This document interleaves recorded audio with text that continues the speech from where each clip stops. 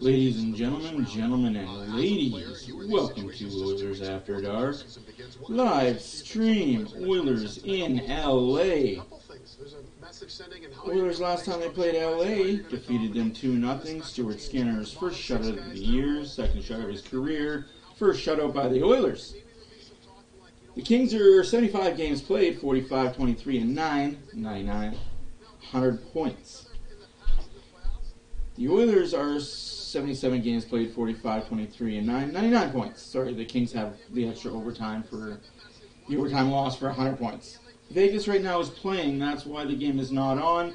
If you were expecting the game to start on time, due to the ESPN doubleheader, the Oilers game will start after the Vegas-Nashville game, which is 2-2 late in the third period. Looks like it is going to overtime, which will push the start of the Kings-Oilers game back. So until then, you're just going to hear Amber and Jamal Mayers, I believe that is, talk about how bad the Oilers started, how good they are now. Appreciate everyone for being here. My name is Matt for Oilers After Dark. Hit that like button. If you are here first time, welcome. If you're a long time person, welcome again. Greatly appreciate the regulars.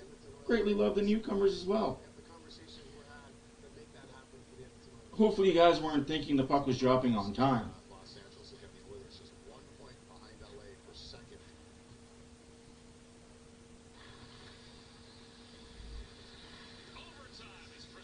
Well, Vegas gets the overtime point. Looks like they're going to secure first in the West Pacific Division. That sucks because they keep getting overtime points. Playing bottom feeder teams and teams that just are not good right now help them out quite a bit. So we are looking like a first round matchup, and I'm going to say this with confidence. Kings-Oilers first round matchup. Just seeing who gets home ice advantage. That's right, I said it. Kings-Oilers first round matchup. Don't act like you didn't see it coming. Right, folks? Let's not act like we didn't see it coming. It sucks that Vegas got so many fucking good opportunities in the first 2 months. They didn't play anybody good for like a 2-month stretch of playoff teams. They beat up on Chicago, LA, Anaheim,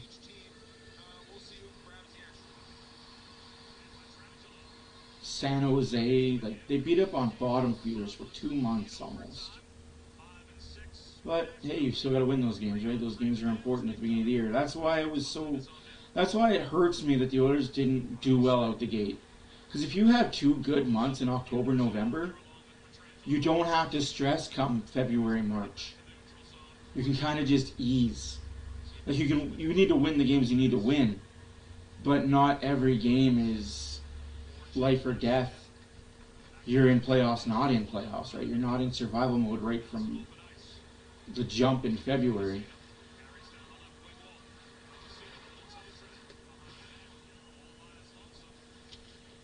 Hopefully everyone's having a fantastic Tuesday evening. Hopefully everybody's weekend was good. They enjoyed their days off of hockey. Caught some sun.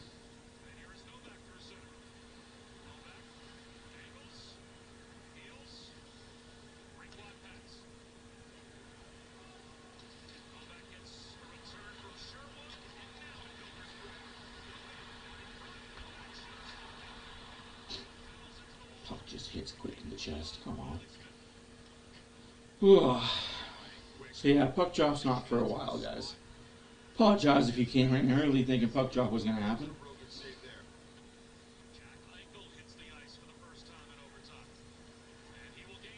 This is where Sportsnet needs to do their due diligence. Oh, Eichel, you're not going to get that call. Shut up.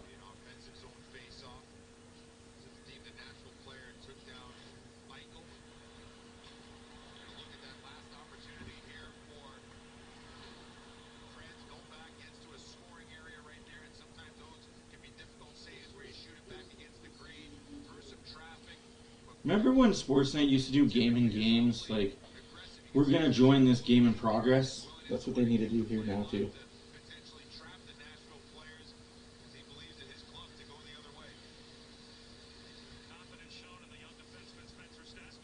No, yeah, but this time it's not even anthems. It's the way the deal is with ESPN is they show all the games in their entirety on their channel, and you won't see the game until this game is over. This game is now in overtime, so we're stuck watching Vegas Nashville in overtime. If you have Sportsnet, the app of Sportsnet, and you subscribe to the NHL Network, I don't mind it.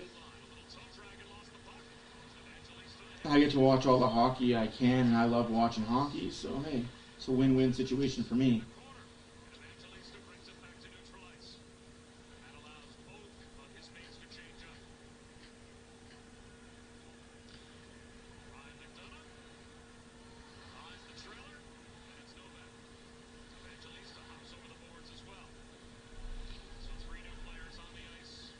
Who's writing off the Oilers? No, I'm not writing off the Oilers to getting first. I'm just saying with all the points that Vegas is getting, like, don't misconstrue that. I'm not writing the Oilers off. I'm just saying every game it seems like is going to overtime for Vegas. So 1 point, 1 point. Yes, the Oilers can win out, and if they win out, all it takes is Vegas to lose a couple. Just seeing what I'm seeing. Oh, there's a penalty. Oh, penalty in overtime. Oh, don't even... And then you shoot the puck at the player? Fuck off, Mark Gisil, you little baby. I swear to God, Vegas has a bunch of biggest babies in the league. The whole group of them.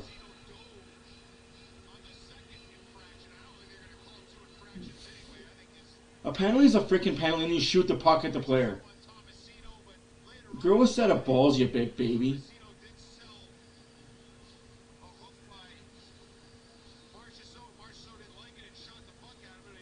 Hey, Drazik.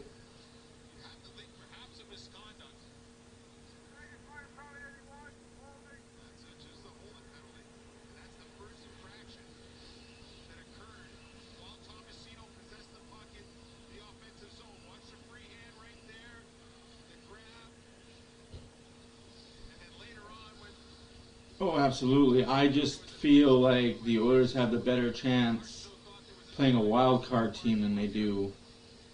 Like, the Oilers are going to beat any team they go up against. I'm not going to say better chance. The Oilers would just have an easier out against a wild card team than they would against the Vegas or LA, depending on how these teams are playing coming into the playoffs. Like this right here, that's not called for. If you would have hit him in the face with the puck, is that a suspension? I think so. It should be a suspension regardless. You freaking wrist shot the puck at him. Grow up, you baby. I don't know if you guys are watching the Vegas-Nashville game, but Jesus, grow up. Hit that like button and subscribe button if you haven't. If you're new here, welcome. My name is Matt for Oilers After Dark. Oh, I've got a new setup all over the place, my guy.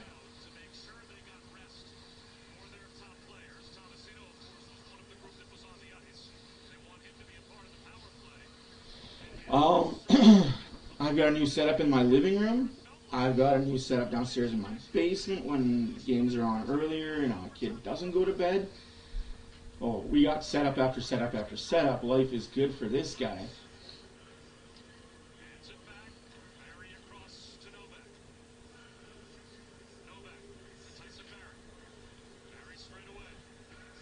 Barry has the puck for the Nashville Predators. Predators are on a power play with 1:48 left to play in overtime. Barry passes. He's got the shot but doesn't shoot. Imagine that. Barry's got the puck at the center of the ice. Nope, no shot for Nashville. I feel like I'm watching the Oilers power play. And Nashville banks it in. Nashville wins. Nashville wins. Tomasino goal. Nashville takes the 2 points away from the Vegas Golden Knights. Time to switch it to the Oiler game. Good on Nashville, stopping Vegas from getting the point. Now Vegas has 104. Oh my goodness, I switched it here just in time to listen to this person belt.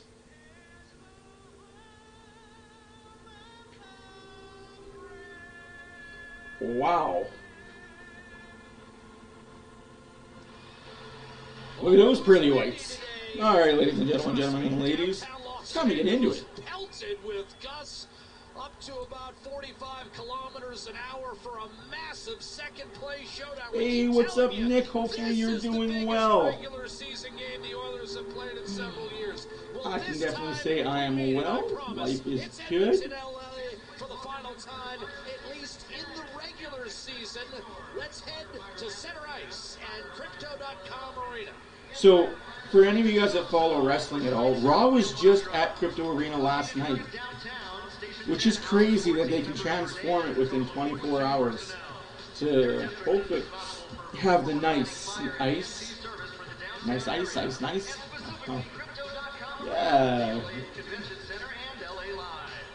They're joined now at center ice by Oilers captain Connor McDavid and Kings captain Andrzej Kopitar for tonight's ceremonial puck drop. I was going to say, what? You're that far ahead of me? Jesus, I'm slow. This new setup may not be working for me. Ooh. I'm just joking, buddy. Just getting it out of the way. Good. Connor shaved his head. He got rid of the mullet. Sacrilege!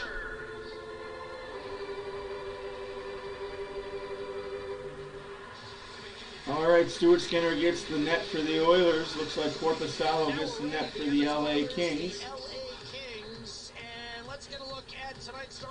From what I read in pregame reports, Fiala is still out with a day-to-day lower body injury.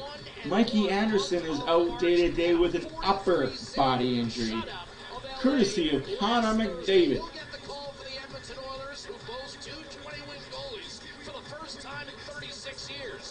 Scotty too hottie.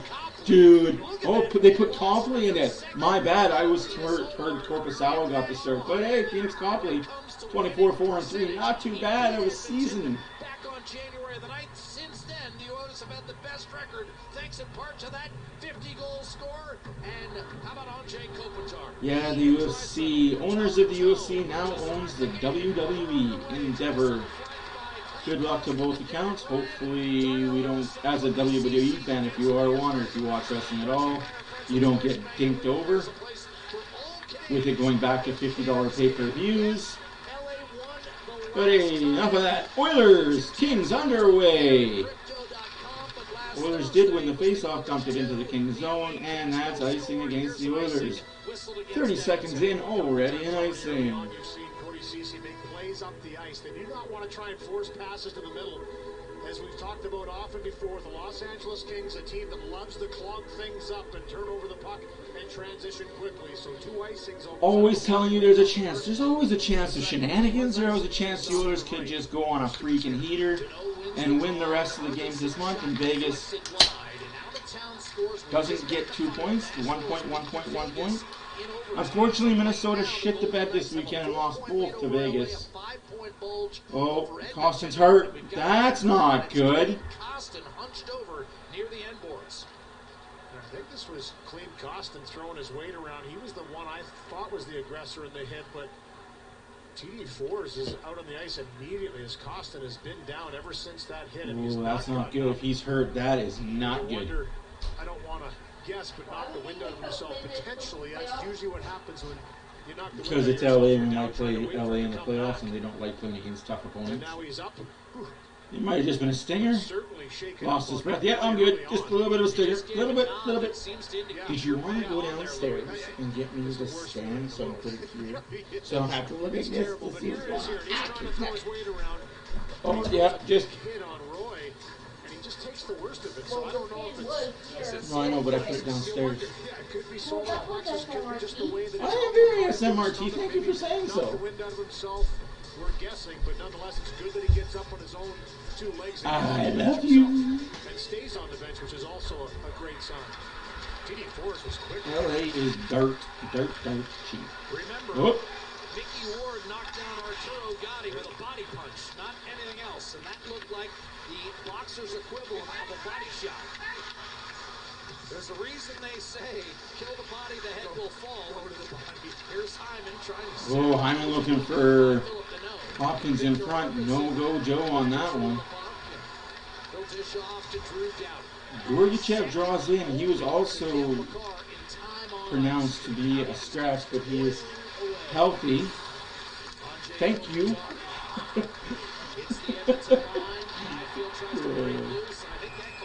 And Oilers get a penalty early. Hey, if you were expecting anything less, you're not watching hockey lately. Start for Edmonton here. Los Angeles just kind of working their way through, not allowing Edmonton to really get any transitional game going. And a strong play here to try and work for this puck that's loose.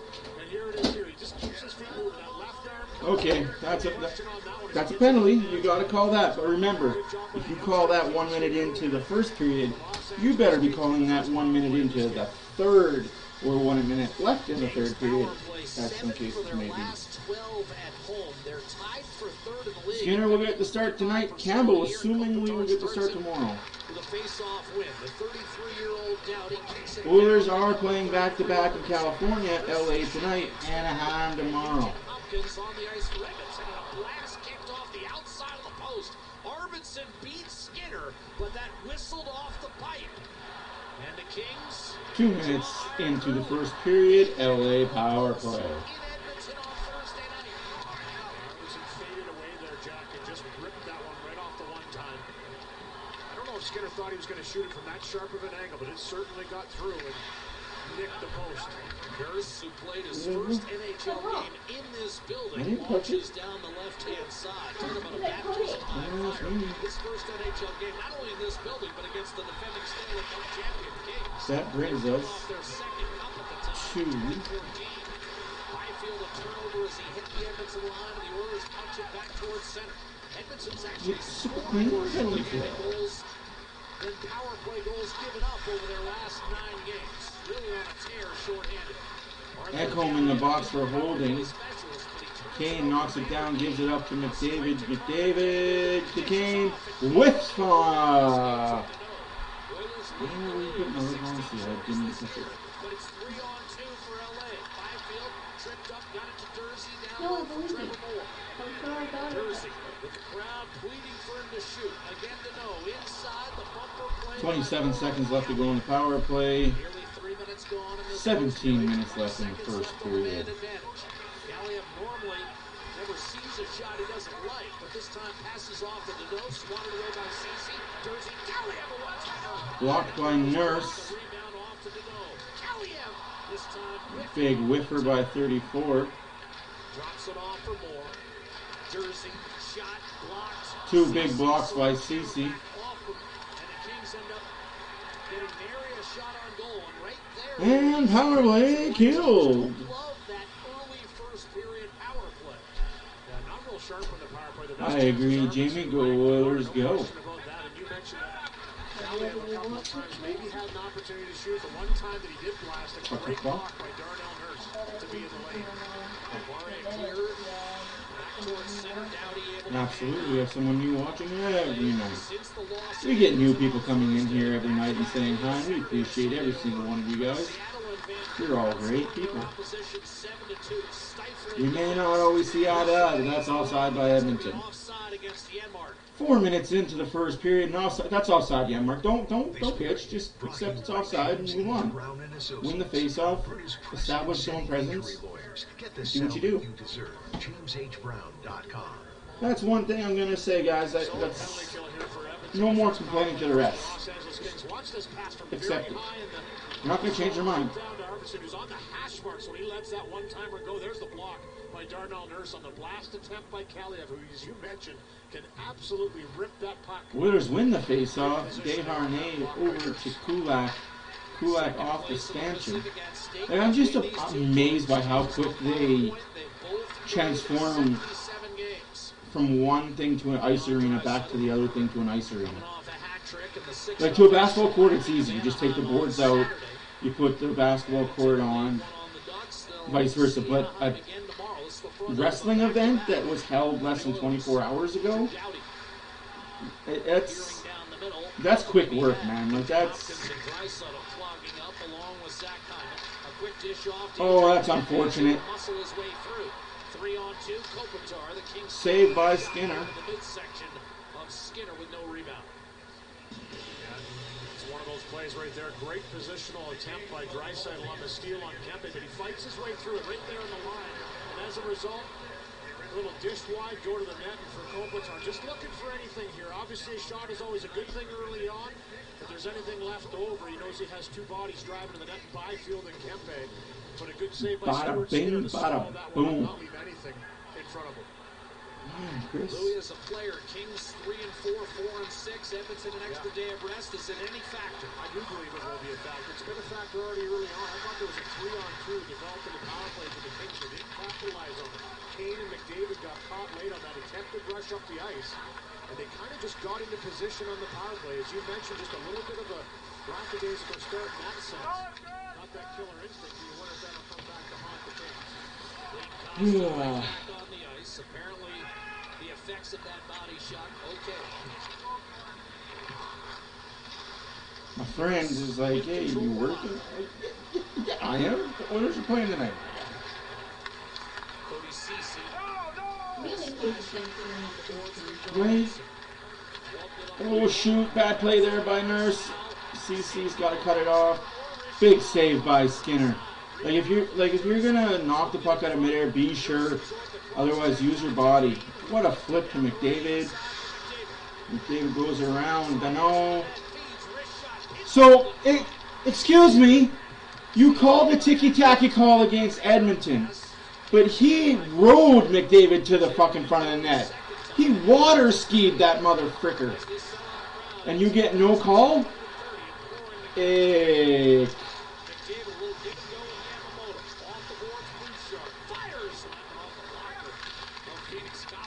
I'm sorry, that's what I mean. What's a call the first minute of the game needs to be a call the last minute of the game, and called in between it. You set that standard. You set that standard. You set that expectation.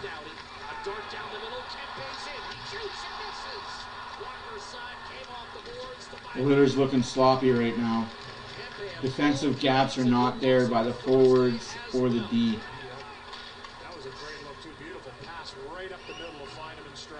Hey, Matty, welcome back. How you been, man? Oh.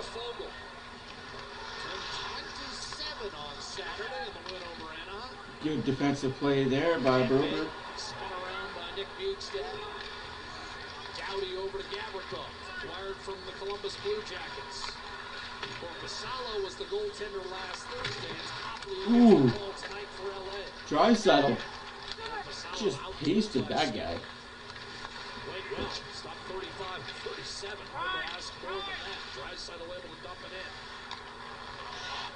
in. Hey, breaking tablets is never a good thing.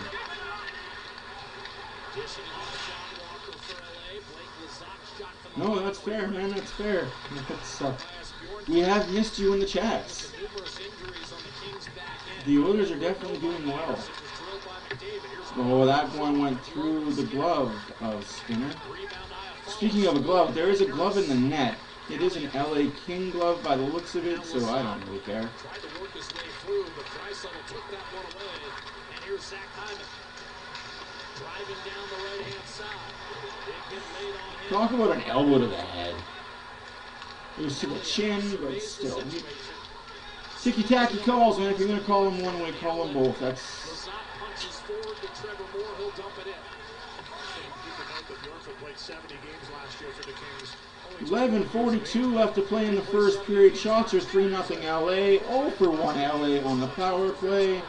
Bouchard shoot.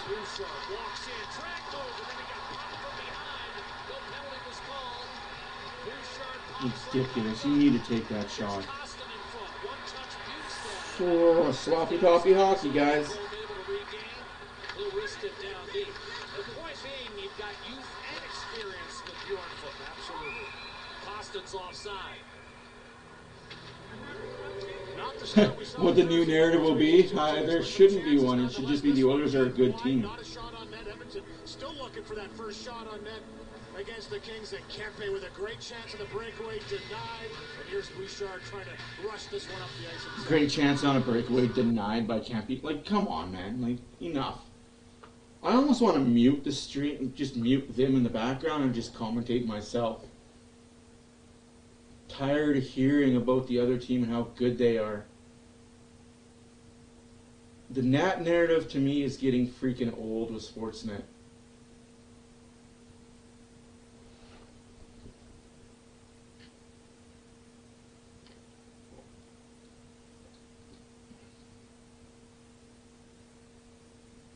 Especially with DeBrusque.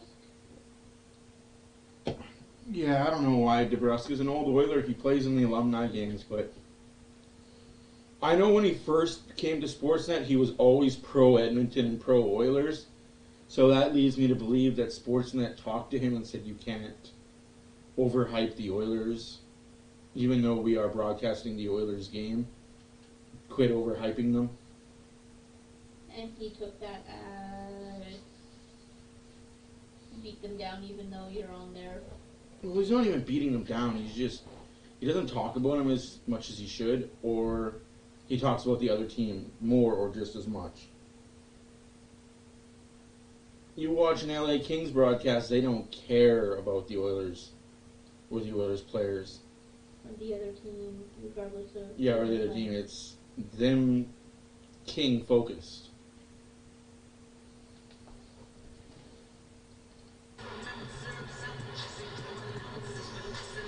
McDavid chatting with Darnell Nurse as the Oilers prepare for a neutral zone draw and prepare to hopefully test Phoenix Copley a little bit more. I thought he got a piece Look of at me catching things. toward the net. It's not credited, yeah. And, it was the blocker save, but it was a little bit wide of the net, so it was going to go wide if he didn't touch it, but he wants to control that puck, make sure They're still trying to promote that ice in the desert.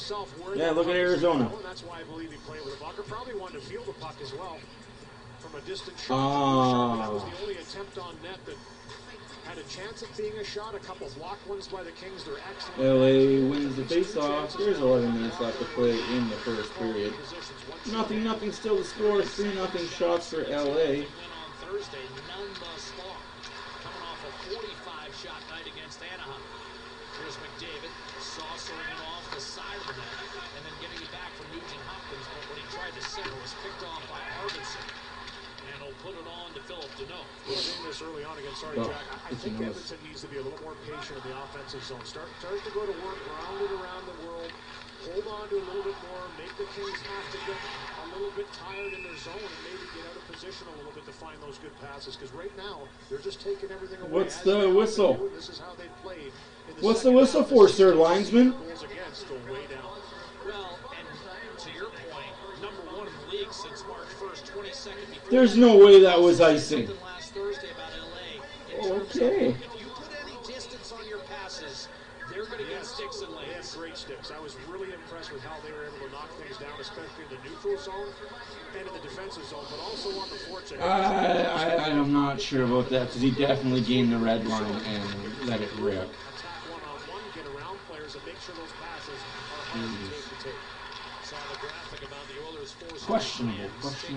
further back. They're 9-0. This is why the Oilers need home ice advantage if they play LA. Edmonton hasn't lost in regulation since You're not going to get help from the other guys in black and white. home since January. Broberg a blast, and that shot was blocked. What a muffin shot by Broberg, though. Yeah, waited a bit too long. You set it up and you didn't even get a good shot off. Troubling back You toward the muffin. Edmonton line. That's just a young player, I think. Yamamoto has the puck in the corner. Out to Draisaitl. Kane, sorry. Yamamoto to Kane. And he gets plastered against the boards. That puck exits the zone. Desharnais quickly to Zero shots doesn't matter. spilled back in. Edmonton, the one change from the lineup against Anaheim. It's the same lineup they used against LA on Thursday. 11 forwards, 7 defensemen. Devin Short coming out of the lineup. And Philip Broberg returning. And now here's a puck deflected out of play. 9.5 to go in the first. Evander Kane had 7 hits in the first period on Thursday. Looking to duplicate that physical presence on a Tuesday night in LA. The thing about driving a Ford is, it's just the start of my journey. And while I can't always know where that journey will take me, I can make the most of every moment. Turn every destination into the beginning. Take advantage of every moment to connect. And make time for ourselves, from the highway to the trails. So, what journey will you start today?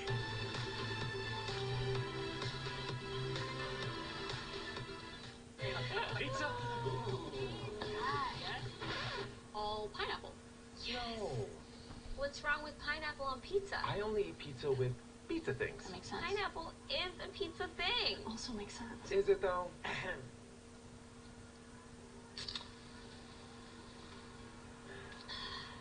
This tastes great. That we agree on. Let's agree to agree. You don't need a good goalie all the time. You just need them to make the key saves at key moments. You need to make one more save than the other guy. I don't...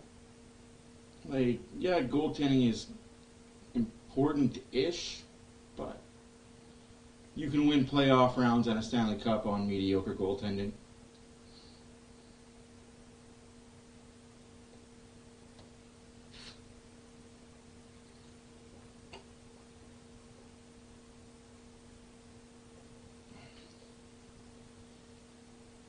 Look at Chris Osgood in Detroit. Martin Brodeur in New Jersey. Don't get me wrong, Brodeur's a great goalie, but would he have those numbers if he didn't play in Jersey? Standings, but just No. in case you weren't updated on what was happening this evening, particularly in the Pacific Division, as Jack mentioned, the Golden Knights have picked up a point in an overtime defeat against Nashville, and here's what's left for these three teams that are fighting it out for second, first, and I guess one of them will end up being third. The big game is Vegas and LA. That could determine who ends up on top, or at least has home ice advantage, Louis and Jack, as it could go down to the final That King Vegas game I'm going to pay lots of attention to. Thursday night.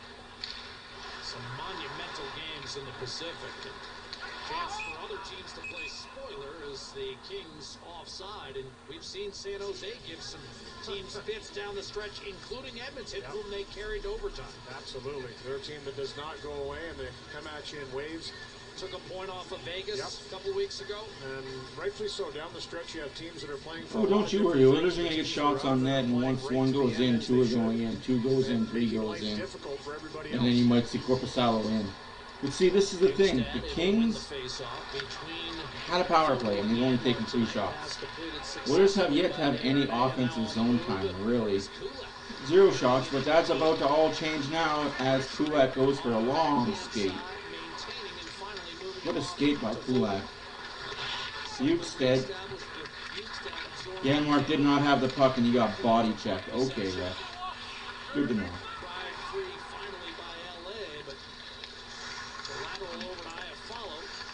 Fogle with a fucking awesome puck battle. Walker to Lazar. Checked immediately by Cece. Ryan hustles over. And finally it comes free. What a battle. They are not giving up that blue line. That's good to see. Good play by Costin. Must have just gotten the wind knocked out of him. Costin will chip and charge. Did not reel it in. Gavrikov took him out. Deneau off to Moore. Drag move and a shot taken. Was deflected. Arvidsson could not get it on net. Snatched away by Philip Deneau. Draisaitl came in hard with a shot on Trevor Moore. One-timer Arvidsson, the save made Stuart Skinner. That time he was ready. That's his spot. Here's Moore trying to nudge it in short side. Skinner repelled that. And Draisaitl twists up the boards. Wanted to see it held in by Doubt. Draisaitl has the puck behind the net, skates it out. And escaped with ease. Cece fighting it. Yeah, this ice is terrible tonight. This puck is bouncing. That's... You needed more than 24 hours, that's for sure.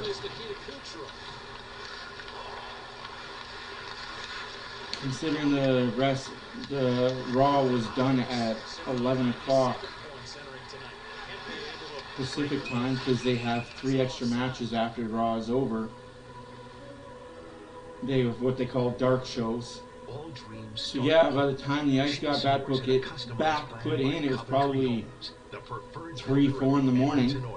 It's not a lot of time to be out there. Well, you see this before, a little bit of a carbon copy. Deneau with a nice move up the wall to the D-man. One touch to Arvidsson, and he flares back right to that hash mark. And he said it. Skinner was ready for that. He's seen this before. And players often have tendencies where they go to the same spot, get lost in the traffic, be prepared for that shot. And Victor Arvidsson a couple of times has got a nice shot away. And he's one of the few guys that Nashville developed as a legitimate 30-goal sniper. They were a defensive-minded team, but Arvidsson can really bring it offensively. And that's the go-to line from Todd McClellan head-to-head against Edmonton. He loves Moore, Deneau, and Arvidsson. And Arvidsson wasn't available last year in the playoffs. Right up until the day before the playoffs started, we thought he was going to be on that line. And it was the hottest line down the stretch for the Kings. There's a penalty drawn here. Power play Oilers. I didn't think that was a penalty. He fell on his own. But hey, ticky-tack. If you're going to call one, call the other. That's what I mean. Oh, come on, LA. You're a clown. You're not going to fight nobody. You all punch with your gloves on. And here's Jersey grabbing McDavid. This is the byproduct of a 7-game series last year and the players cognizant of what's on the line tonight. But Byfield drew the initial, or not drew it, but took the initial penalty.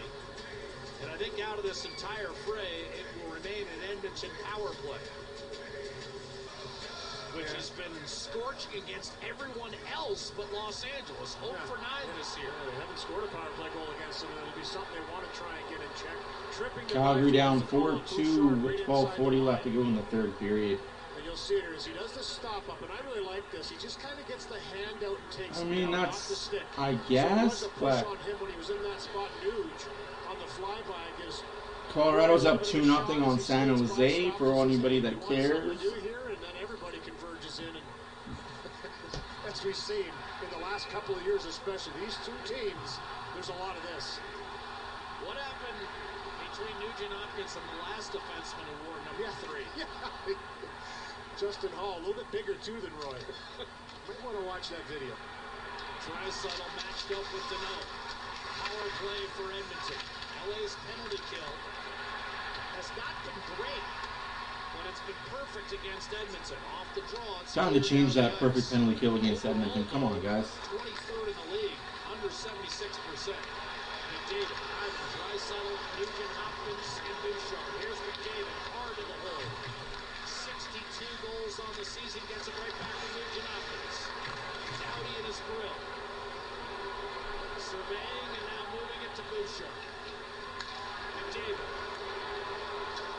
Nugent Hopkins let that one go through. Well, that he was ready for. He just kind of looked away for a second when that pass came, but that's still no shots. 1 minute, 17 seconds left on the power play.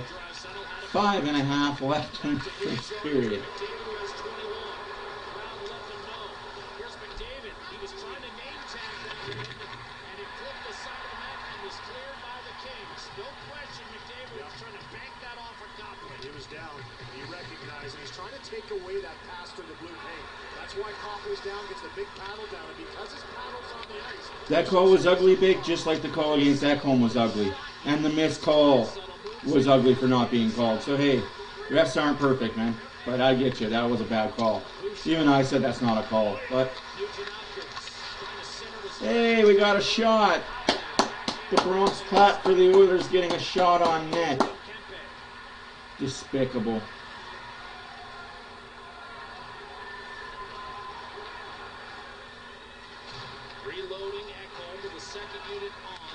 Well, definitely, it's the team in front of LA plays just a sound defensive game.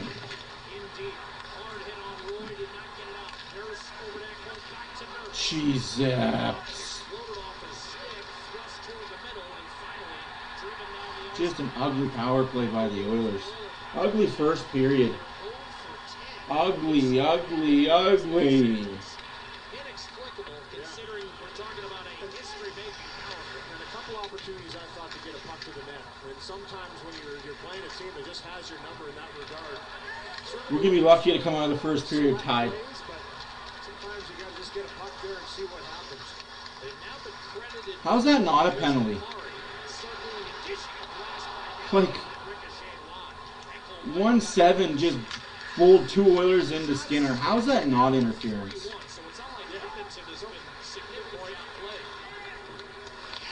That's it, just Anderson and Fiala. Everyone else is healthy. And I can't help but think sometimes, and I know this is a huge game, but sometimes you don't want to show a team you might see in the first round all the things you want to. You're not down 4 key players. Who are you down? You're down Fiala and Anderson. Everyone else is healthy and playing. tape, he's going to have a real good look there from between the hash marks. It was on the tape, he just wasn't ready for it.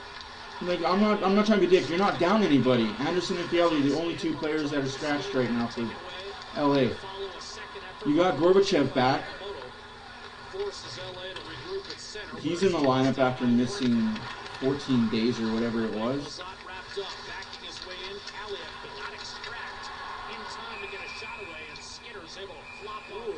I'm sorry, Blake. I'm calling BS on that. You're not missing anybody. I'm surprised they didn't pick that up after. Yeah, Mark certainly did. He went right after Iafallo. But he jammed away. Well, they have given Edmonton a shot. We believe this is the one. McDavid again trying to go off the name tag. Looking, Copley down, and it just goes up over top of the net after it goes off the bar, actually. So maybe not. I'm not trying to call you out. I'm just saying you're not missing anybody except for Fiala. And Anderson isn't really a big miss because he's just out there to be a shite disturber. Let's go. Which is important in today's NHL. You can pay for service by...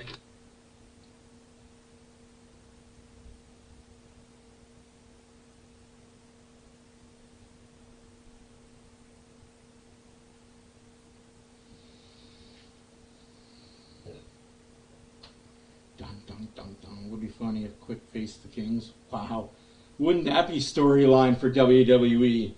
Golden Knights versus the LA Kings in round 1. Quick versus the Kings. Like, you can make so many. That would be a series I'd watch intently.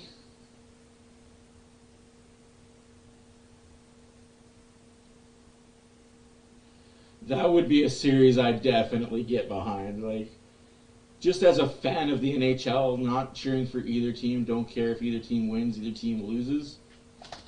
That'd be a good series. Oh, absolutely. I think we're hot. The Oilers are hot, and they're coming hot, and they're coming in at the right time. Exactly. Peaking at the right time. Not the night time, the right time. But I get what you're saying, BW. The nighttime is the right time for the nighttime. If you've ever listened to Adam Sandler, you'll get that reference. Himself a nice run here. If you look over the course of the season, both goaltenders have had stretches of great play that have kind of. I don't think people in this group listen to Adam Sandler or had the old Adam Sandler CDs when he was before he became a famous rapper. Yeah. Before he became a famous actor and producer and movie maker. Just sitting here thinking, these two teams fired 80 shots at one another last Thursday in a 2-0 game. Taylor Hall's going to be a dad. Congratulations to Taylor Hall. Happy for him. Hopefully he does well in fatherhood. Maybe that'll mature him.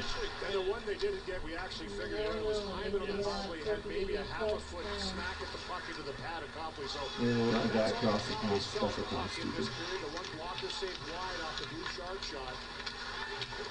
Well, there's another power play coming up for the Oilers. Can't do that, and that's legit.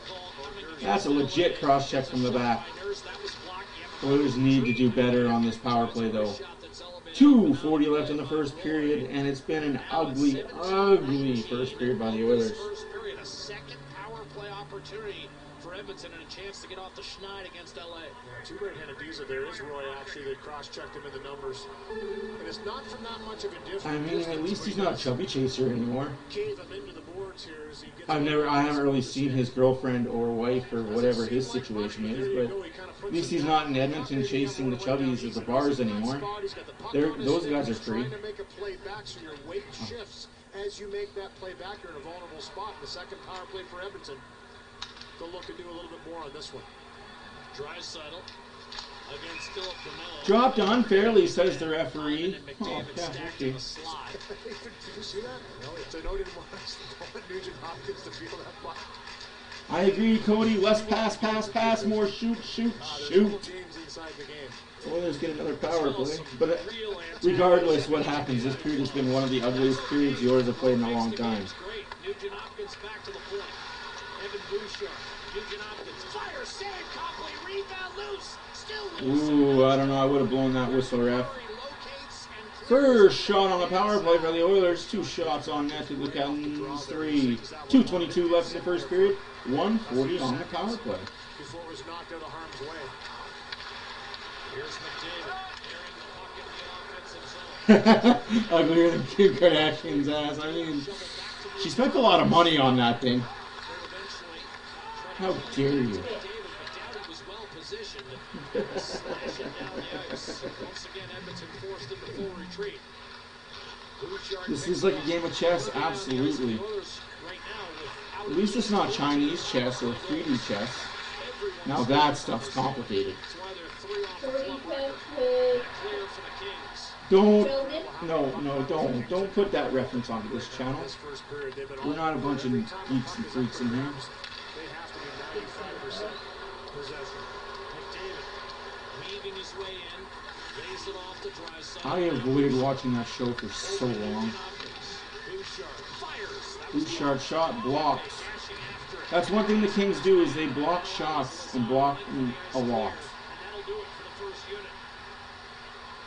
Hard play by Kempe, and again separates man from puck down the ice. Edmonton's got to get a little bit stronger. The puck battles dig in a little bit. Here's home. Kane, Fogler, Bukestad. Hockey does not get the icing call he craves. Now off the puck battle.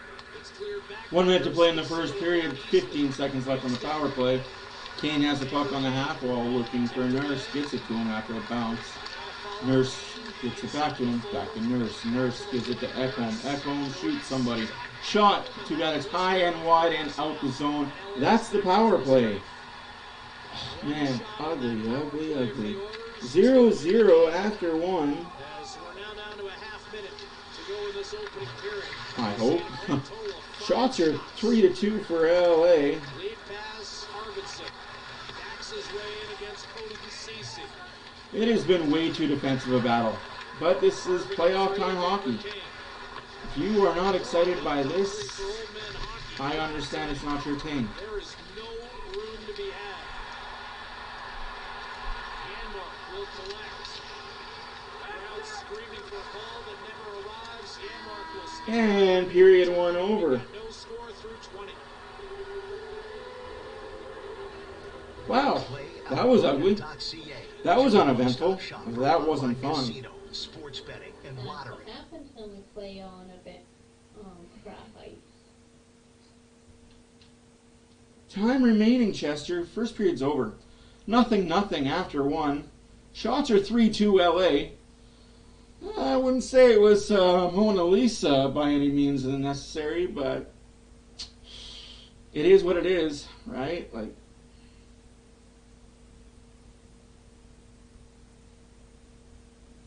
how many wins does Skinner have on the season? I know he had 10 in March to go with his 7 in February to go with his 3 in January and his 6 in December. So I'm going to say 25.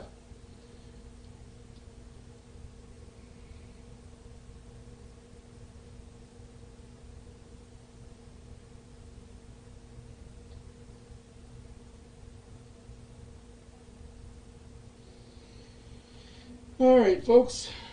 Quick out-of-town scoreboard. Brought to you by Oilers After Dark and this gas. Check out all the ways you can save for real at superstore.ca or visit us in store.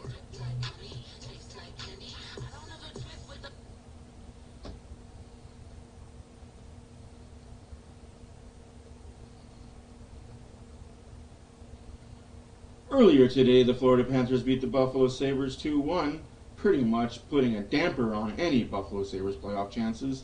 The Maple Leafs doubled up on the Blue Jackets 4-2. The Devils beat the Penguins 5-1, which pretty much seals the deal on the Penguins as well. They're going to have to win out in order to keep their playoff spot because Florida's coming. I believe Florida might overstep them to make the playoffs. Red Wings 5, Canadiens nothing. Carolina 3, Senators 2 in overtime. Predators 3, Golden Knights 2 in overtime. Flyers lose to St. Louis 4-2. With 4:10 left to go in the game, Calgary 3, Blackhawks 4.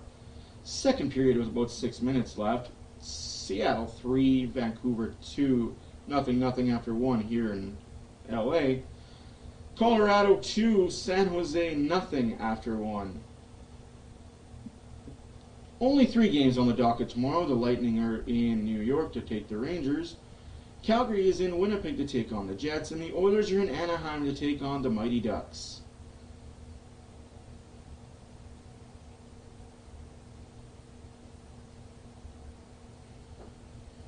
Get it, got it good, now that you understood.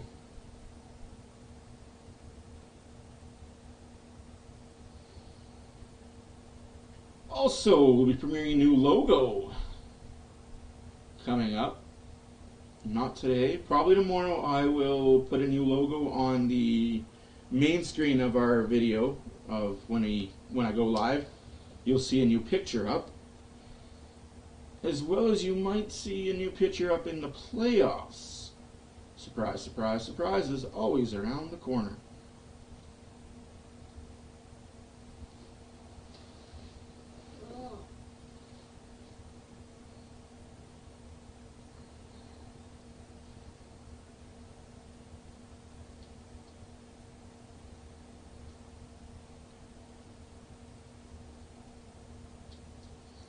Here's some trivia. In 1980, what team did goalie Ron Lowe come from? Montreal Canadiens, Toronto Maple Leafs, Winnipeg Jets, or the Quebec Nordiques? Ron Lowe, 1980, was traded from what team to Edmonton? Montreal, Toronto, Winnipeg, or Quebec? Winnipeg. Wrong if you said Winnipeg.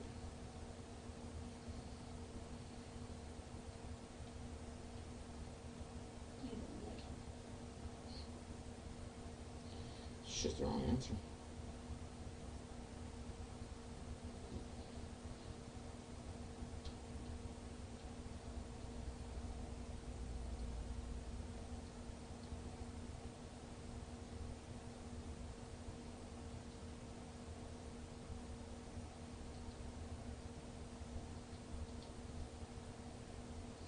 Yes, Nick, the shutout streak of the Oilers is going on 7 periods now, going into the 8th period.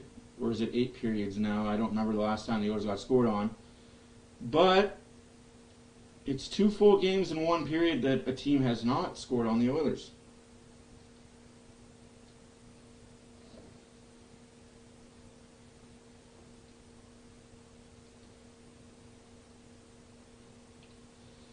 Jinxing is not a thing. Copley's 24-4-3. Yes, I'm not disputing that Copley is a good goalie.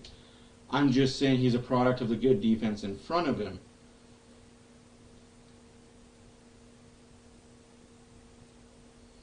But playoffs are a completely different machine, and I don't think he's going to be good in the playoffs.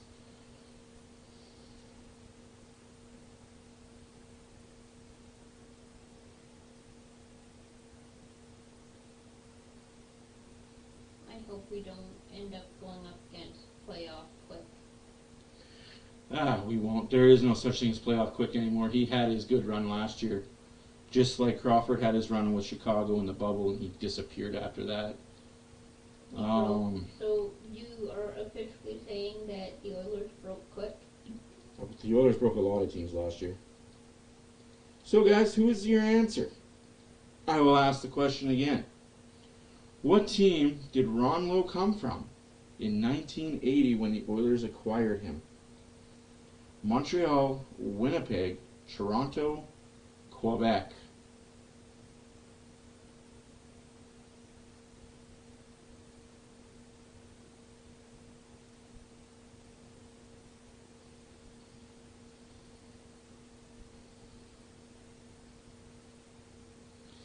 I'm not worried who the LA Kings put in the nets for when they play the Oilers. If they get past the first round. I'm not scared of any goalie that faces the Oilers. The Oilers are going to light any goalie up.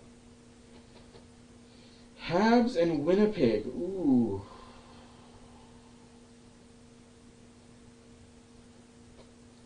Korpisalo's nothing, man. I don't... Like, I get your optimism in LA, thinking you guys have a really solid team.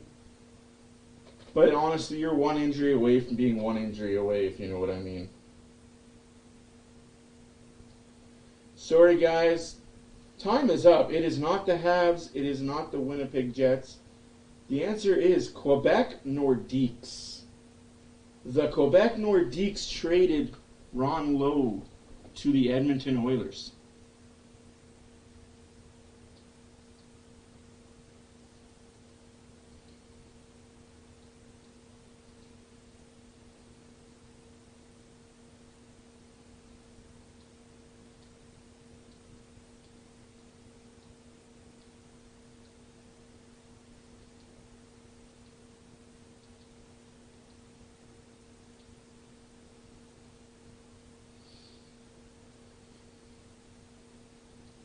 Going the other way was Ron Chipperfield.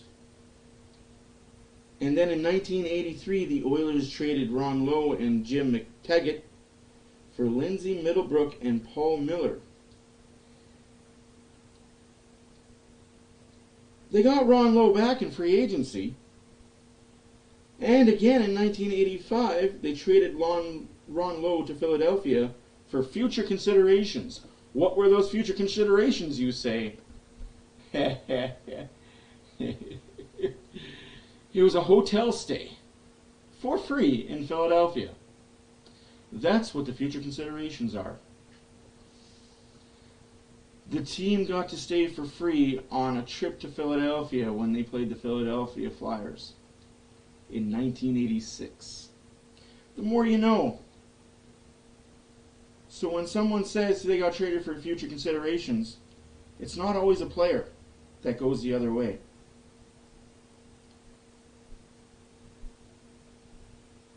Funny how that happens.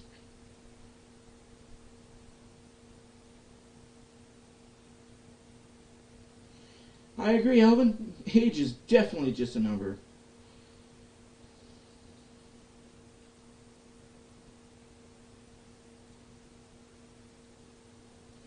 No, Gretzky couldn't play.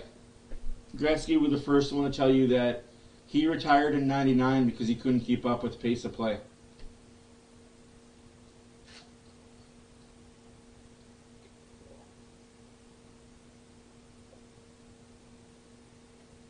That's the thing about Gretzky. He was never the fastest, never the biggest, never the strongest. He just knew how to read plays. And when the plays that he was reading slowed down or went too fast, that's when he got out. He got out perfectly. Got out with his health. Got out relatively injury-free.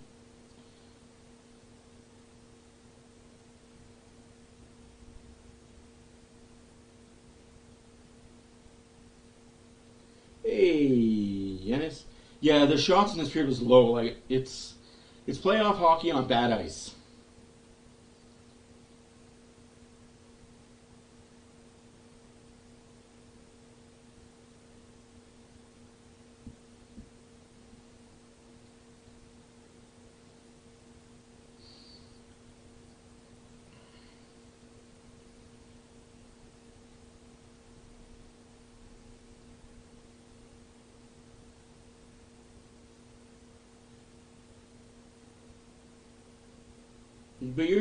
But dude, no, let's hold up there.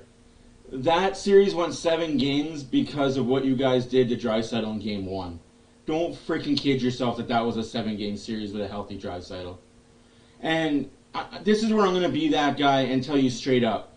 The Kings took that game to 7, that series to 7, because the referees were abysmal at calling any penalties against LA. And you know it for fact that the refs were doing everything they could to help LA win that series. And McDavid said no. And that's why I worry about the Kings again in the playoffs, just for the simple fact that the refs are going to be one-sided and give 75% of the calls to LA. The only penalties that the power plays the Oilers got in the first 3 games was when the game was already blown out of proportion either way. Say what you want, but that's the fucking truth. The league officials dictated that series for the most part.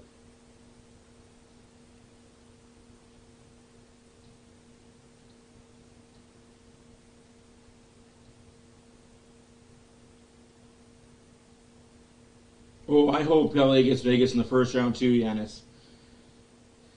I really hope LA gets Vegas. That would be a good series to watch.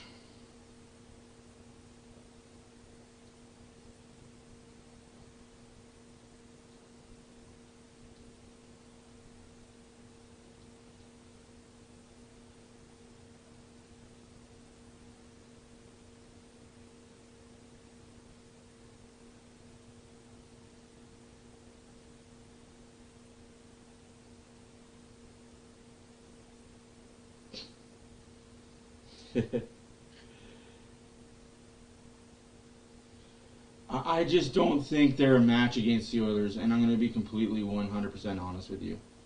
The Kings are no match against a playoff Oiler team. Whether they're healthy or not, the Oilers are playing for something bigger than just the playoffs this year, so...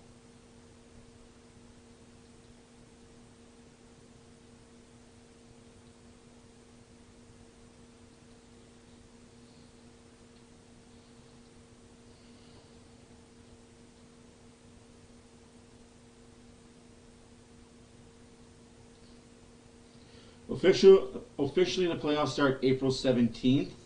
On Monday, April 17th, depending on if Winnipeg makes the playoffs or if Calgary makes the playoffs, the Oilers could play on the 18th, make it a Tuesday, Thursday, Saturday.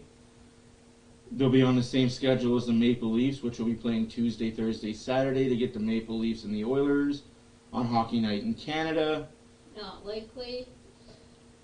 Or it'll be, if the Flames make it, they'll probably get the Tuesday. And the Oilers would get the Monday, so it'll be Monday, Wednesday, Friday. And then the Flames or the Jets will be playing Tuesday, Thursday, Saturday.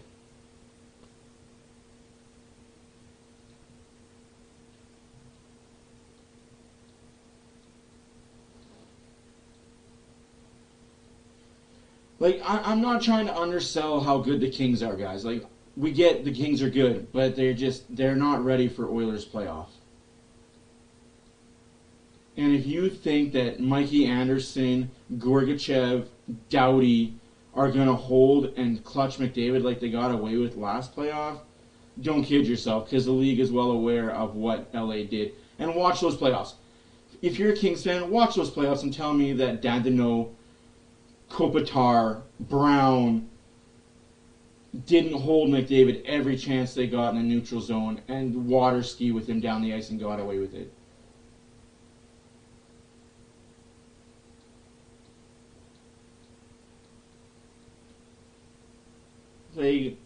It's just not happening. Not without McDavid turning around and giving you a forearm shiver to your mouth. Because I don't think you've noticed lately, but McDavid's playing with a chip on his shoulder. He's probably got 35 hits in the last 10 games. He's not taking shit from anybody anymore. And it's good. If the league aren't going to call penalties that are penalties, he's just going to turn around and two-hand you. Mark Messier style.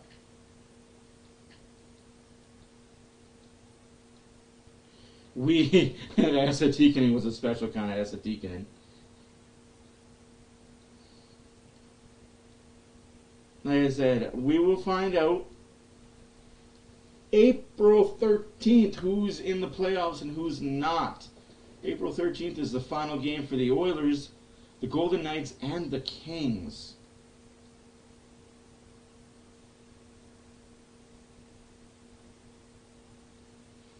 It's going to be a fun series no matter who the Oilers get, whether it's Vegas, LA, Winnipeg, Seattle, Calgary. Elvin, you're putting me in my heyday, man. Glenn Anderson, Peter Klima, Yuri Curry, Dave Semenko, Craig Smith, Louis like, you're putting me in my heyday with these names, man. Oh, those are my heyday days, man. That's awesome. I miss those days of the Oilers. Buchberger, oh, Charlie Huddy, Kevin Lowe. Who else was on the defense with him at that time? Jeff Bukaboom, oh. McDavid definitely is the GOAT. Thank you guys for the 170 subs and the 10 likes in this stream. Appreciate every single one of you guys. Keep moving.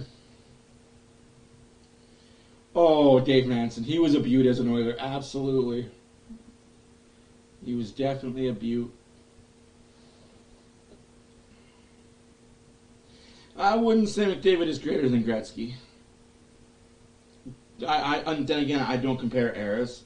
Two different eras, two different styles. 12th, 1999. Louis was an active NHL player. We were both in our 20s. Was I in that game? No, you were not. That's awesome. Churchill Square Sports Check. Jesus. The Edmonton Oilers, the LA Kings, second place at stake. Again, Vegas has already lost in overtime. So LA could draw within 2 of the division lead, which means they could tie Vegas with a win tonight and a win over the Golden Knights head-to-head on Thursday. The Oilers are thinking about not just second place, but really... Oilers win the face-off as we are underway in the second period. Costin takes the puck across. Shot saved. By Dursey and broke his stick in the process. Ryan will pounce and try to center. Deflected. Dursey without a stick. Soccered it back inside and nearly through. Dursey got a fist in the mouth. Costin's getting 2 for punch to the mouth. Yeah, that's a punch to the mouth. That's a penalty. Yep. But 2 minutes well worth it. This is a terrible call if they are giving a call for... No, that's not a terrible call, Louis. But I'm glad you're sticking up for the Oilers. Happy to hear it. But no, he punched him in the mouth, man. 2 minutes for roughing? Did you watch the first period, sir? He punched him in the mouth. That's why Jay Woodcroft has his head buried in the screen. Because he's like, are you serious? Why is this one person on the power? I guess it is. Good start, though. A 901 shot blocked. Go to work again and try and funnel a puck to the net. Draisaitl that jams in the last one there. We saw a real hard one by Iafallo in the first one. And Costin does... I mean, Dorsey did fall down like he got shot. Cartoon character style. Kempe's got his glove in his face. You take one out of the pile trying to send a message, I guess. But... You would say good call, Biggs, but hey, I want you to have that same energy when the Kings do the same thing, and it's a power play for the Oilers going the other way. I want you to say the same thing, good call. I don't want you to say, bullshit call, that's not a penalty. Whoops, I went down. But still closing in on his best offensive. That was a flop and a half, but you can't do that as Costin. You can't go in there in the pile and give him a freaking punch to the side of the mouth. That's offside? Okay, never mind. He might have kept it in. So the second period starts just as ugly as the first period ended. 22 for their last 25 plus the shorties. And it's Nurse who fires it off the left-hand glass. Count them up, 16 for the season for Edmonton, including a shorthanded goal in the 2-0 win over LA. Can I say the score's being 1-0, not 2-0? Second in the league with 4. Kempe hits the line. Oilers stacked up the blue. That was well played. 56 seconds left in the power play. 18:30 left in the second period. 92.7 mile-an-hour slap shot from Ekholm.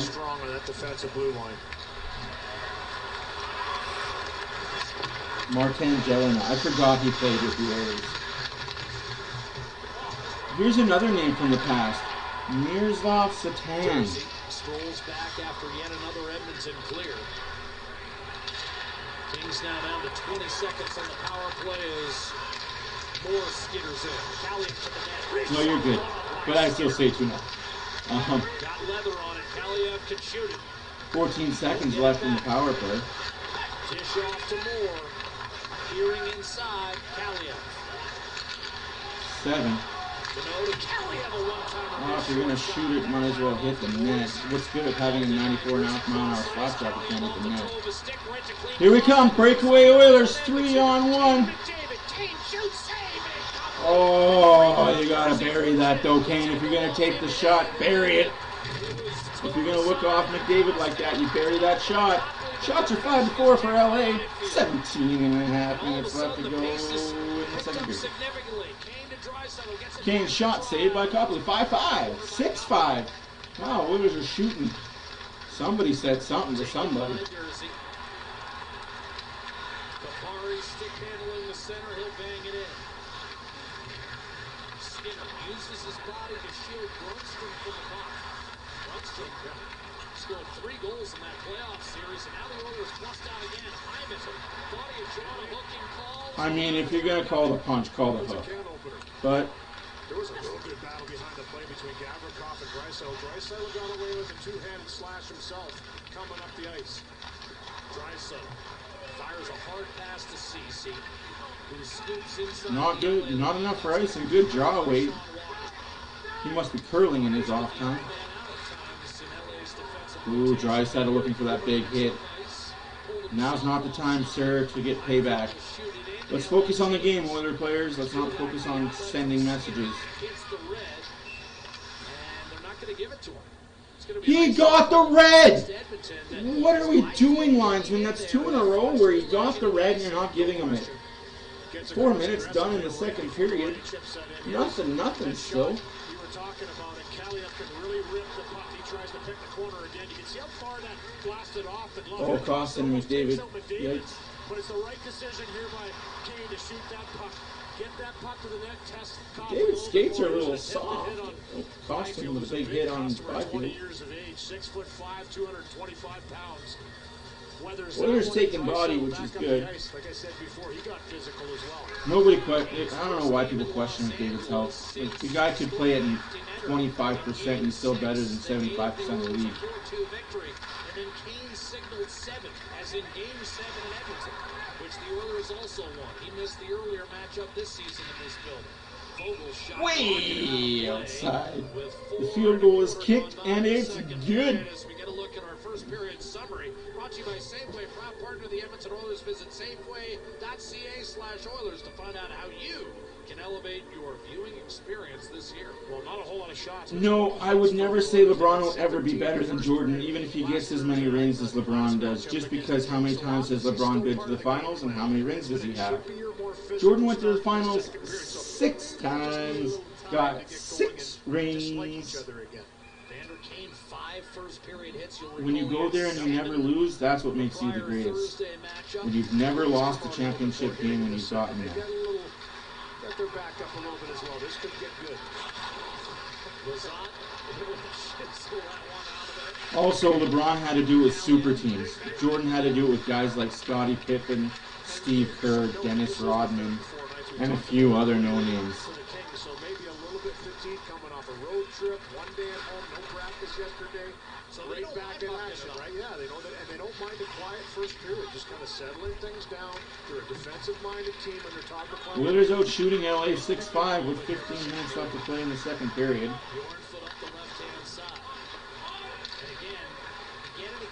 It's all about patience, not committing the mistake that will leave the other team. McDavid trying to go 1-on-5. Oh, Kane, get your stick there. Good tip by you if it's there. Ekholm was looking for sticks. Yamamoto, McDavid, and Kane are on a line together. I'm not really a fan of this one. I want Hyman out there with McDavid and Kane, not offside, LA. 7 shots to 5 for the Oilers. The Oilers have come out and fired 5 shots. Good support by Yamamoto on that backtrack as Bouchard hit a shin pad, and Yamamoto with the speed is able to recover for him and pressure on the LA's taking 2 shots. In the period, Oilers have taken 5 shots. So hey, Oilers have ramped it up. How's that not icing when you follow the same thing? It's inconsistency night, I guess. We got WWE refs repping tonight.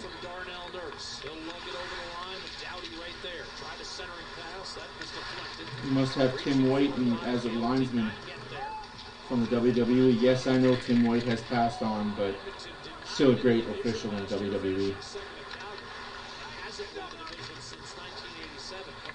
Off the boards and out. The Pacific last year, going 21-5, and they arrive at this game 10-0-1, their last 11 inside the division. Kempe, checked by Ceci. Draisaitl. Oh shit! Nurse jumped up, and we have a line change. Big save by Skinner. Bad line change there by the Oilers. With Nurse jumping up and not noticing that the forwards need a line change, that was just bad all around. A pretty good chance up the ice, and he kind of sniffs around behind the plate, waiting for that chance. Yeah, I agree, Nick. It wasn't just his first championship. He did it for his first 3 championships. Him, Chris Bosh, and Dwayne Wade. And then he did it when he won back in Cleveland, too. He made them trade half the roster to get a super team there, too. He doesn't carry his own teams. This is a good shot by Kempe that Skinner handles and deflects away. Yeah, well, that's what you do, right? You, oh, Jesus. Nurse. Well, give the puck away, but fought and got it back. That's what you like to see. If you're going to make the mistake, make another bad line change. Big save there by Skinner yet again. Oilers are making too many bad line changes.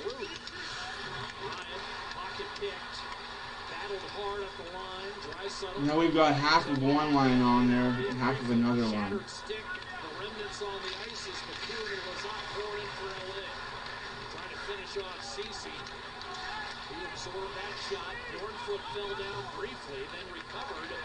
Another bad line change.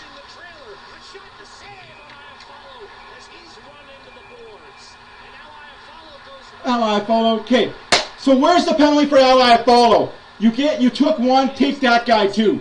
Punching with your gloves on, you little baby. I don't care. You took one, take him. So many bad line changes right now. After this contact, and then he gets up and he didn't like it too much. And goes right back after Vinny Desharnais, and Bukestad was in there too. 72-73, big 6'6" right-handed shots. Sometimes I mix them up in my head. And here it is here. It's Bukestad actually. He's just hitting him. That's clean. Gets up and they have a tangle. It's getting nasty in the second. Let me guess, they took both of them because that's what the league does. No, I agree, Jeff. Like, that's the thing. You took Costin out of the scrum because he landed the first blow. Fair. Costin shouldn't have went in and one hand to guide him.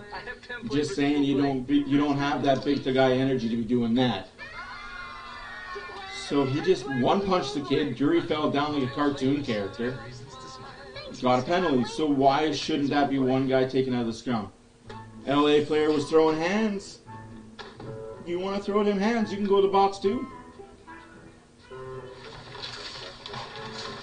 Hey, welcome back, Mando.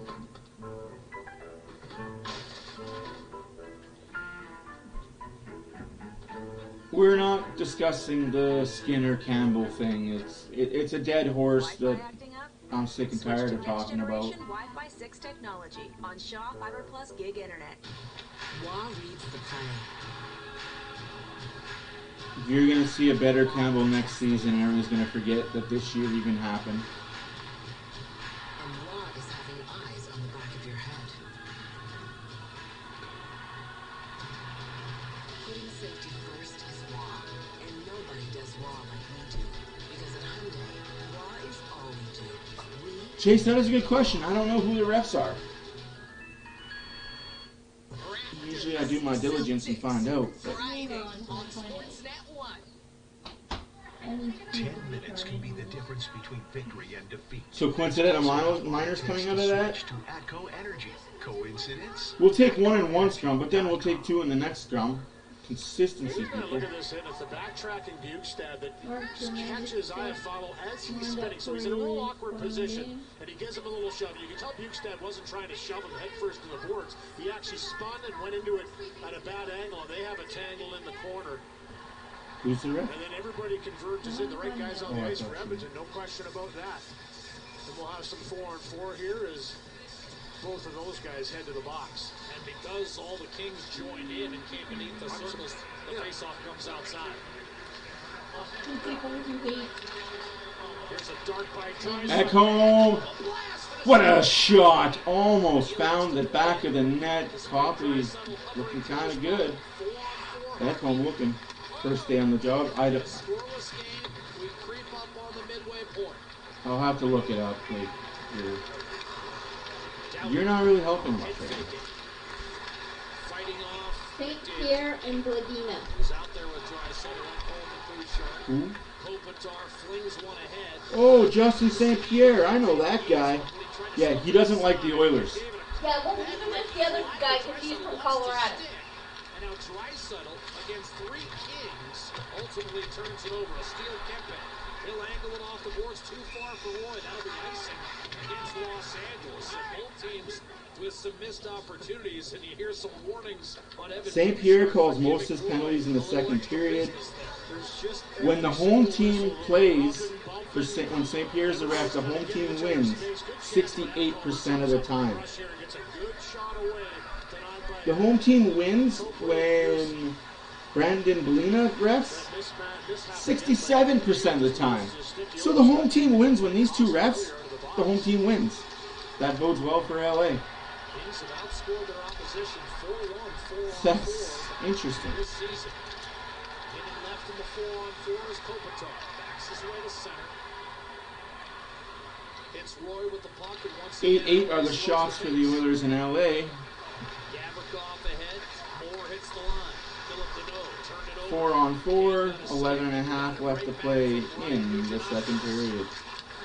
Kane gives it to Kulak. Kulak looking for Hopkins in front. Hopkins goes behind the net instead of standing in front of the net. Opens up for a pass. Hopkins to Kane. 29 seconds left in 4-on-4. Kane goes for a skate shot. Blocked.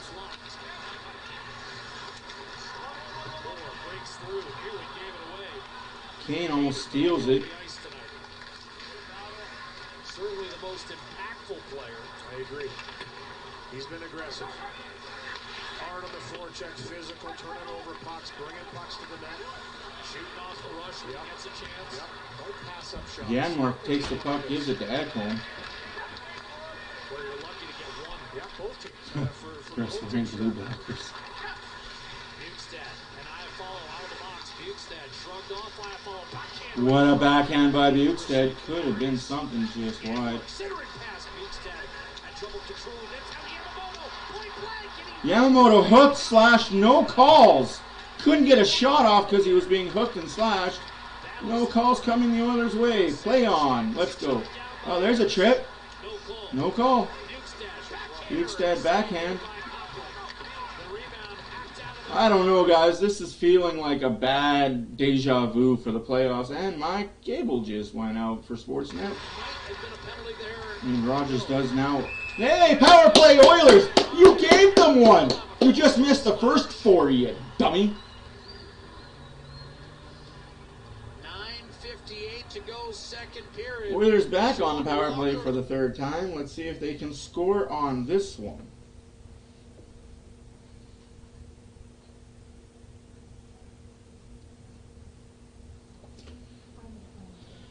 Ooh, Copley got a skate to the face. Yeah, black screen. That's what happens when you have Rogers. Unfortunately for us Shaw providers, we now will have Rogers in 2024.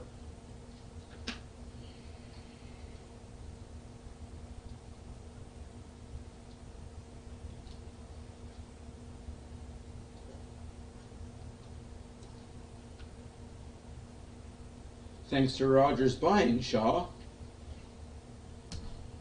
Monopoly on everything is what Rogers wants. We control everything, so you do not have a say. Yeah, it did take them a while to call that first penalty. That penalty for sure.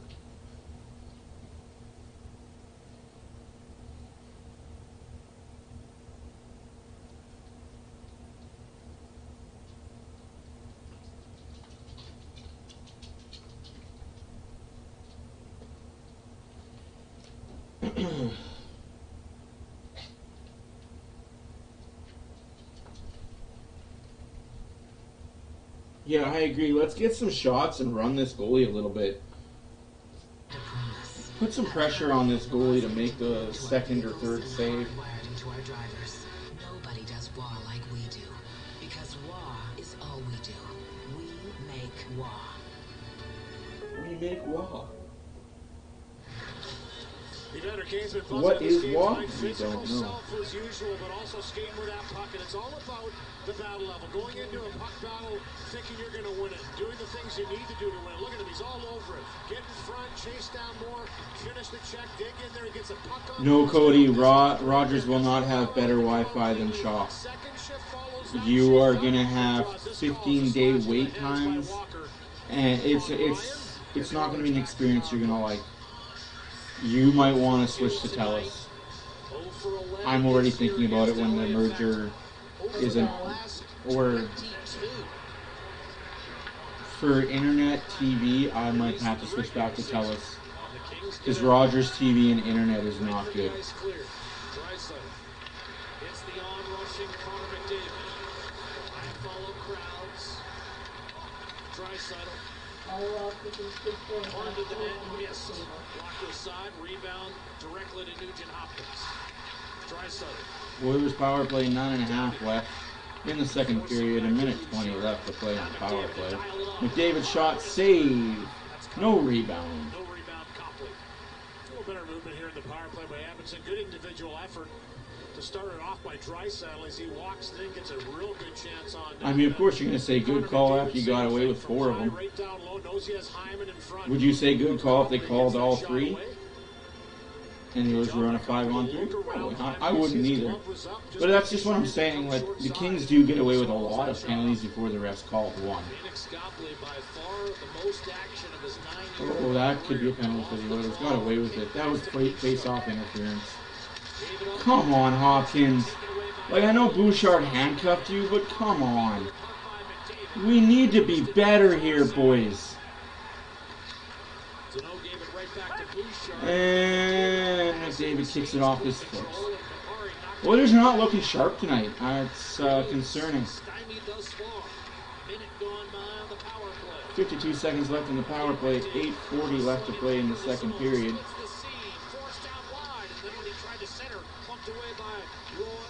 Here's a one-timer, Draisaitl, that was blocked by Jersey. Set up by Bouchard, the puck comes free. Alone, but no, Draisaitl, Nugent Hopkins. Scores! Hopkins! Let's go! Power play goal!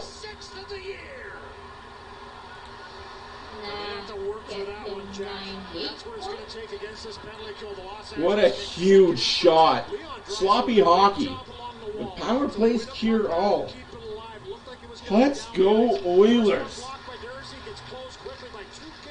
And he just wins that battle with a little physicality on Lazat and a beautiful pass across over to Nugent Hopkins, and he buries it. Here's the one-timer stay in the battle. It's McDavid, one slash at it. Draisaitl, a little bit of a... Ooh, Oilers needed that one.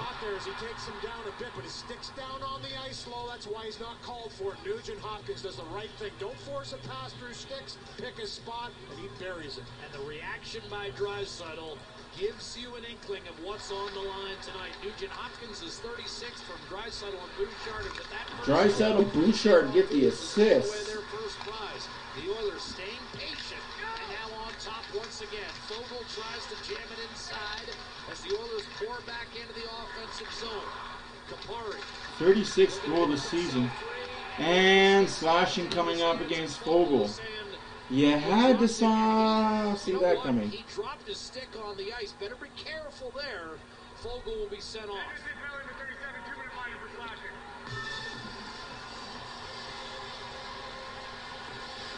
He felt it was a little bit of an easy slash on the stick, but in this battle right here, you can see him come across. I mean, you dropped your stick pretty easy, though. Like, come on. I don't know, he swam right over top of his head. Oh, well, can't do that. You cannot do that. Maybe that's what he's not too happy with. I mean, he caught along the blade, but he did come down aggressively and right back on the power. Come on, Oilers, you gotta play smarter. 2-minute power play for LA coming up. 8 minutes left in the second period. Shots are 11-8 for the Oilers. Scores 1-0 for the Oilers. Like, you gotta know the refs are looking for calling anything. Oh, bad giveaway. Big save there by Skinner. And out the zone it goes. There we go. No, that wasn't. No, Chase, that was a clean slash. Yes, he needs to be stronger, 2 hands on his stick, but you can't slash a stick. I mean, You can if you wear black and gold or black and gray. This is a big moment for LA. Can they answer the Edmonton power play goal with movements on? There it is. 2-on-0. Yamamoto. Yanmark. Yamamoto, you gotta shoot that, man. Like, we're on a 2-on-1 and we can't get anything. Two of the wrong guys to be on a 2-on-1 with, but still.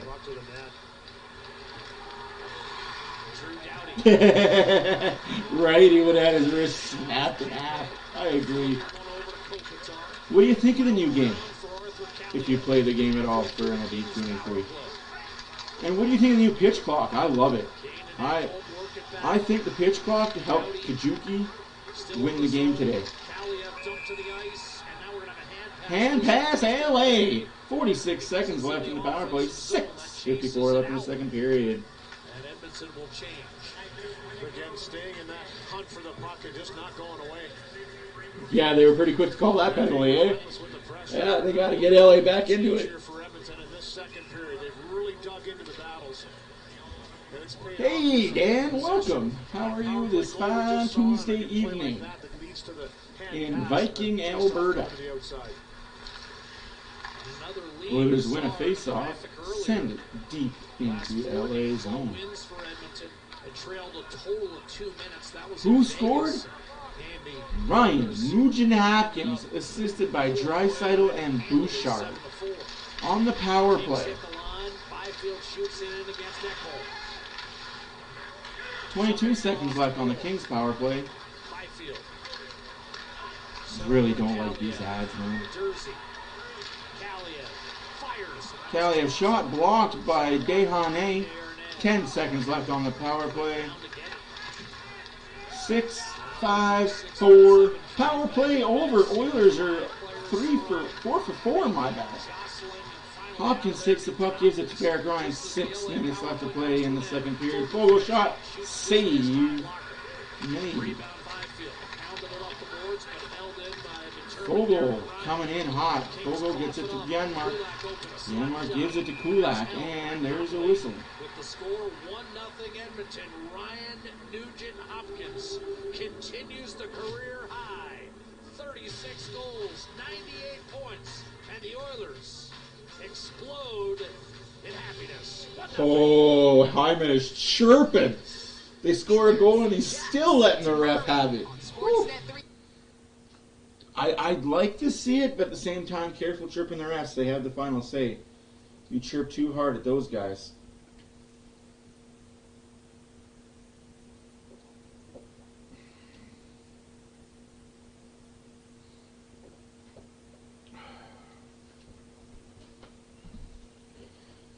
Seriously, though, like, I watched the Jays game today.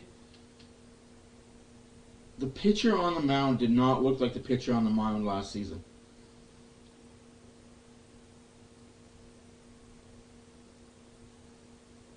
Yeah, I think the Kings are getting eliminated first round, no matter who they play, whether it be Vegas or Edmonton. They're out round 1. And it'll be Vegas, Edmonton round 2, and Vegas can go bye-bye as well. And then it'll just be Edmonton, Colorado round 3, Colorado to the waste side. Because I think Colorado's, and this is just me premonitioning, come third round, I don't think Colorado's going to have Cale Makar.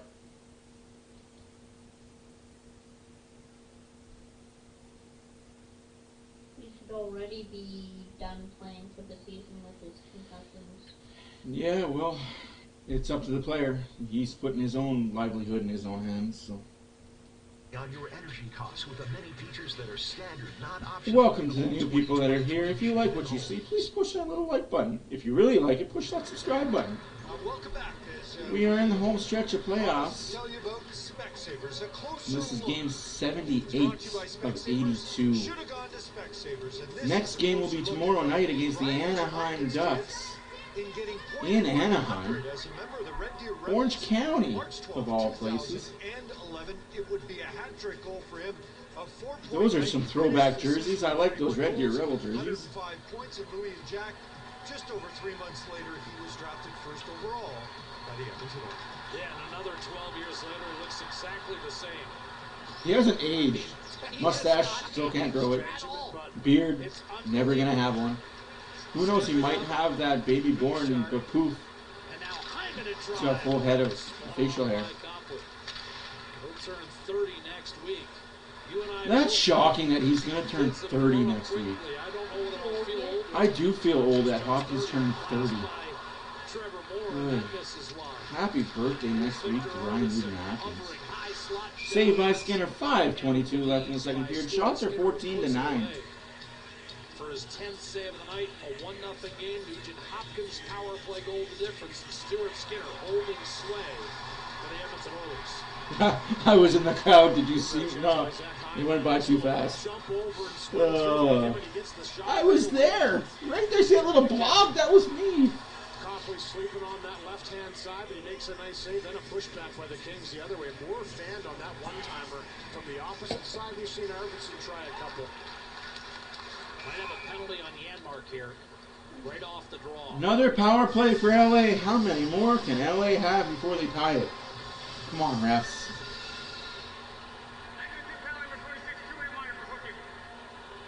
Hooking the call. Hooking? Yep. Right off the Hooking. face-off. LA is 0 for 4. Yeah, that's a penalty. Can't do that. That was it there as he That's a can opener, folks. Cannot do that, but if you're going to call it one way, call it the other. So now the Oilers penalty kill tested again. Oilers back on the PK. Nugstad prepares for a draw to Skinner's right. Nugent-Hopkins and Nurse lined up on the slot. CC on the half wall. Face off one by Nugstad. CC to Nurse. Clogged up for a moment. Reversed Oh, come on, CC. You got to reach for that puck. CC, but he stayed with it and allowed Nugstad. A minute and 48 seconds left on the power play. 5 minutes left to go in the second period. 1-0 Oilers. Shots are 14-10 for the Oilers. There's a hook. Oh, come on, ref. And there's a trip.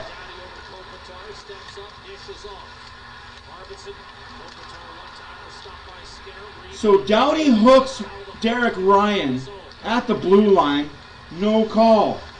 Kopitar trips McDavid. No call. But you give a fucking flimsy call to fucking... Give me a break, man. Got a piece. It looked like danger time for LA. If that little chip was a little softer, that would have been a 2-on-1. Downey misfires. I'm sorry, but if you're calling one, call the other. Around the right-hand side by Desharnais. And out the zone it goes. 50 seconds left to go on the power play. 4 minutes left in the second period. What am I writing? So, because I do monthly reviews and monthly previews, I don't know if you guys can see that. It's my game logs. That's all the month of March. All that was there are the month of March.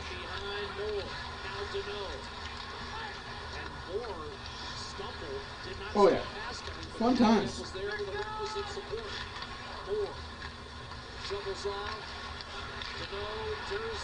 Shot saved by Skinner. And out the zone it goes. Power play over.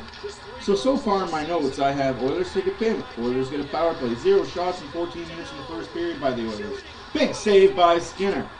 Ugly first period. Oilers power play late in the first. 0-0 after 1. Shots were 3-2 for LA. Start of the second period. Oilers take a pin. Even up call, even though should have been one guy. Oilers get a power play. Hopkins power play goal assisted by Draisaitl and Bouchard. 1-0 Oilers. Oilers pin. Oilers pin. Now you're all caught up. Oh, you have no idea. Like, I've got notebooks and notebooks and notebooks of how dedicated a hockey fan I am. Like, standings and stats, and it's an obsession. Just walks into the middle, center drive, opens up that lane behind, but he tries to go glove high. Skinner up to the task. Notebook said it. So now Yeah, no, remember the stats. 67% of refs at home take the home team to win. They don't take the home team to win, but the home team wins 67% of the time. That's kept in, on the line and held. Shot saved by Skinner. We got 3 minutes left in the second period. Kane looking for Derek Ryan. Sorry, that's Hyman. Too many ones, too many zeros, too many eights. Guy butt ends McDavid. Like, come on, ref. You can't tell me you didn't see that. He lowered his stick and gave McDavid the little rib shot. It's smart because you get away with it, but don't let McDavid retaliate. Shot saved and held on. 2.5 minutes left to go in the second period. The score still 1-0 Edmonton. Well, you're right, it's that shot Grundstrom has. He can get it away in a flash. And oh, my hockey card collection. And to get it away as well. And he really did break out in the playoffs last year. In that first round, he was a real good player for the Kings. It's not the most expensive hobby to have, but in a limited role, it can get expensive if you're looking for certain cards. Thankfully, I go to Walmart and I buy cheap. I've had some pretty good pulls from Walmart packs.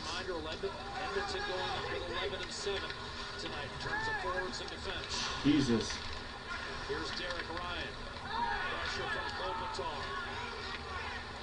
Draisaitl gets a puck to the face, but that's a puck, not a stick, so no call.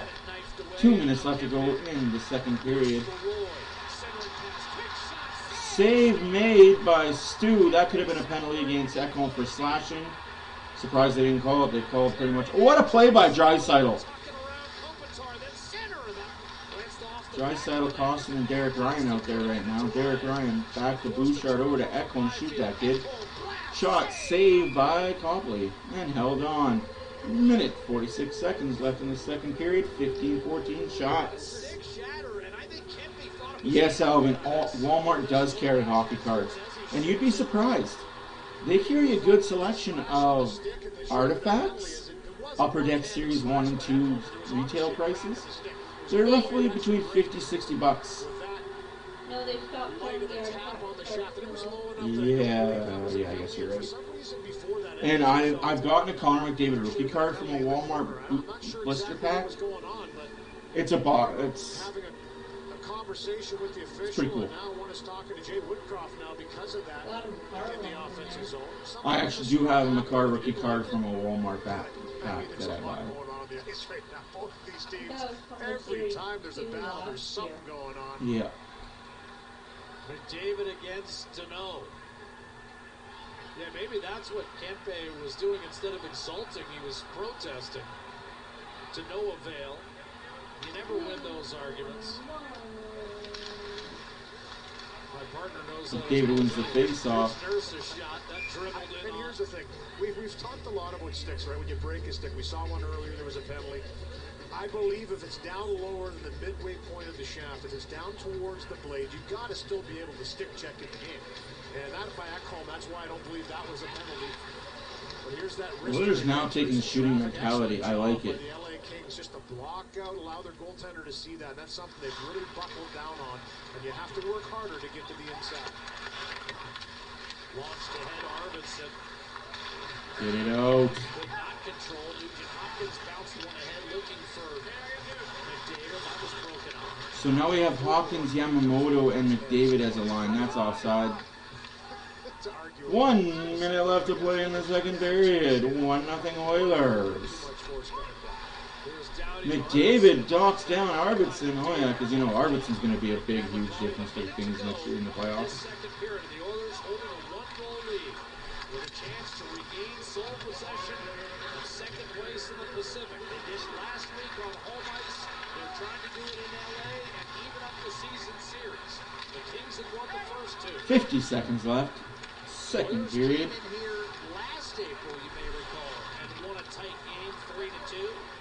Ended up beating Los Angeles a month later in the first round of the postseason. Didn't come easy. That's 7 games. 35. Oh, be smart there. Good. Kane. So how long are you allowed to hold the guy for there, ref?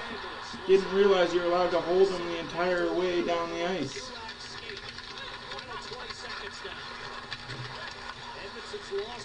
14 seconds. Get it out and just get to the end of the period up 1 here.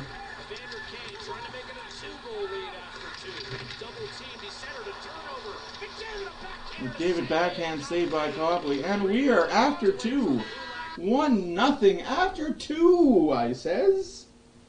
Oilers played better that period. Still got to stay out of the penalty box, giving the Kings way too many opportunities.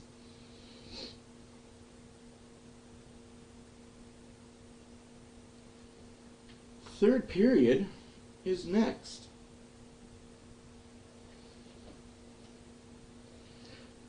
So what's good with people? Everybody good? Everybody living? Everybody happy? Welcome, Taylor. I do actually have a Pavel Bure hockey card. I've got a lot of old hockey cards.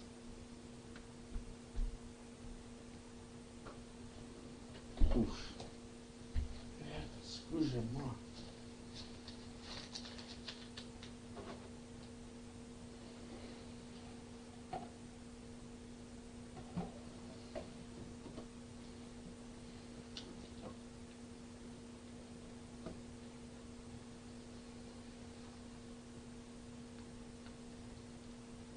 Apparently my game chat is crappy. Oh. Mm-hmm. I don't know if you guys can see this card, but it's the Detroit Red Wings. His name is Mud Bernento. Black and white. I like it.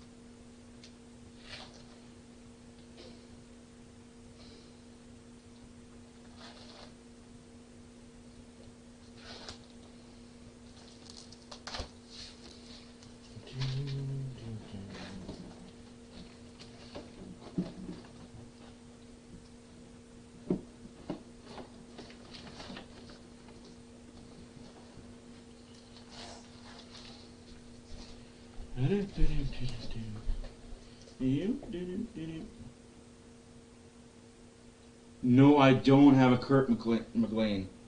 No, a Kurt McLean? Ooh, that's... I'm going to have to go buy me some more Vancouver Canuck specific ones.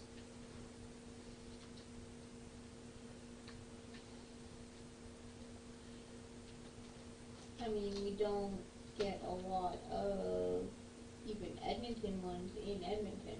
Yeah, this is true. I got a Chris Higgins.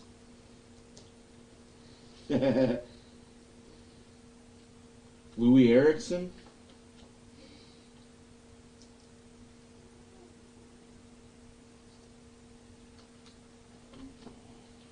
I have a Ryan Miller.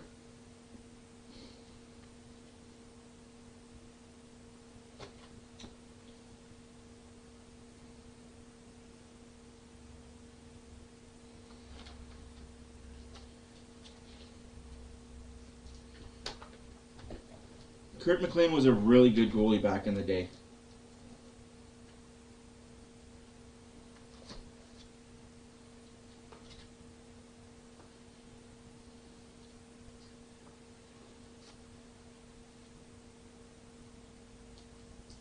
You know who Louis Erickson is. You know. You don't need me to tell you. You're a Vancouver fan. You know exactly who that guy is.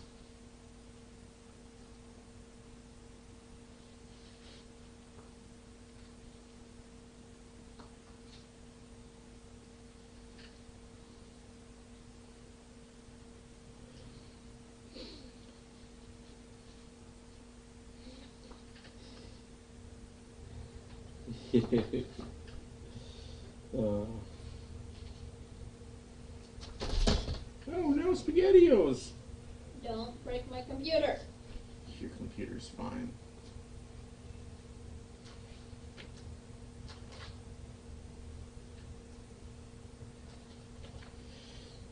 Boy.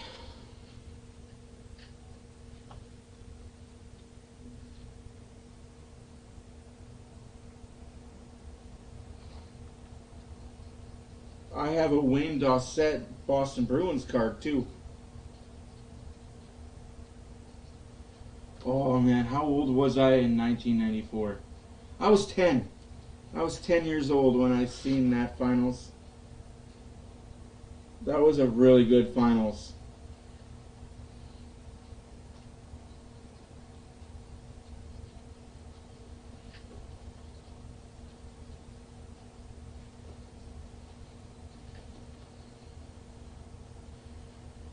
I got myself a Jerome McGinley card. How old is Tage Thompson? Thompson was born in 97? Jeez, he's kind of getting up there in age. Dennis Weidman. Guy Carbonneau. Actually, let me look, because I do have a Mark Hunter card from the Hartford Whalers.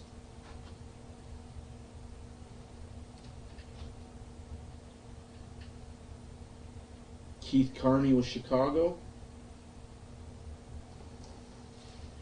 Yeah, I've got over 5,000 cards, so.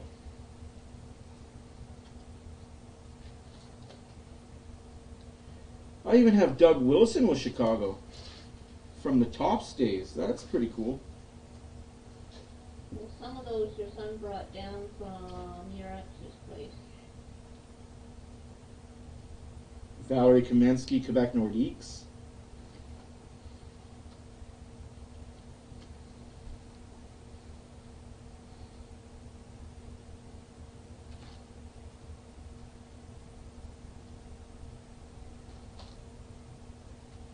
Dallas Star, Craig Ludwig.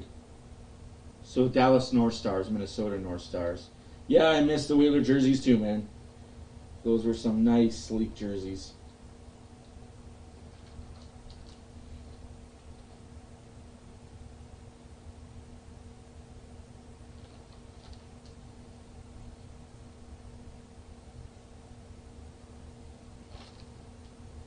Adam Graves from the Oilers. I got one of those. Ryan Smith.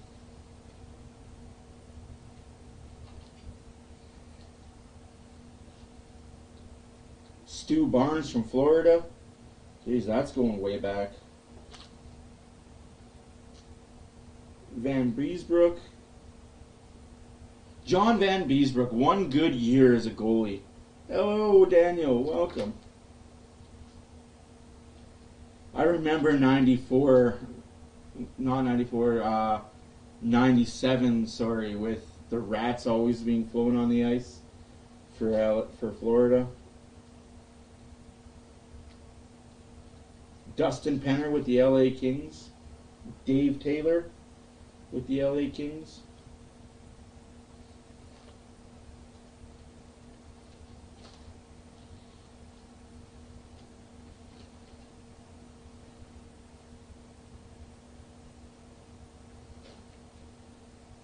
No, I do not have any Guy Carbonneau.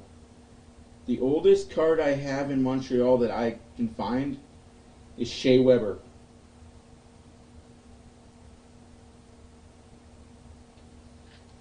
Mainly due to the fact that you've had a lot of moves and lost a lot of cards. Yeah, I've had a lot of moves and lost a lot of cards, yeah.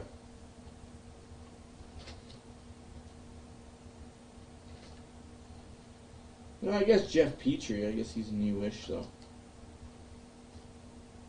I do have a Ryan Ellis Nashville Predator card.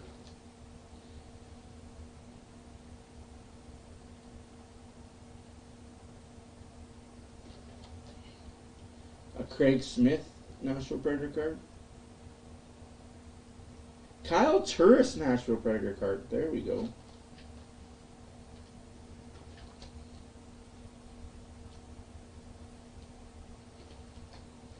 Rick DiPietro Islander card. That's worth a fortune. Joe Murphy. No, I don't have a Joe Murphy. Unless he's with Toronto. A Patrick Flaherty. I got one of those Islander cards. Anders Nielsen Islander card. That's pretty crazy. Matthew Snyder. Mike Gardner Ranger card.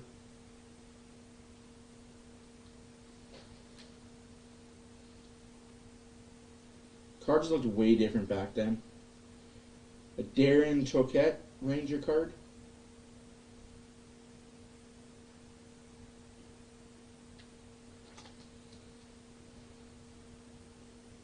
For the Ottawa Senators, my oldest card is Sergei Gonchar.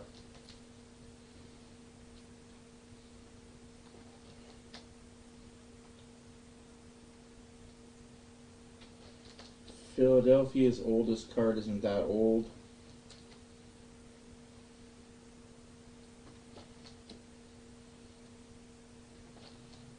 Same with Pittsburgh.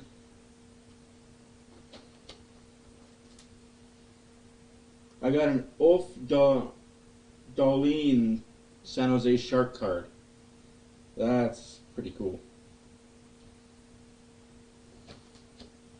Kelly Kissio San Jose Shark card. Jesus. KK.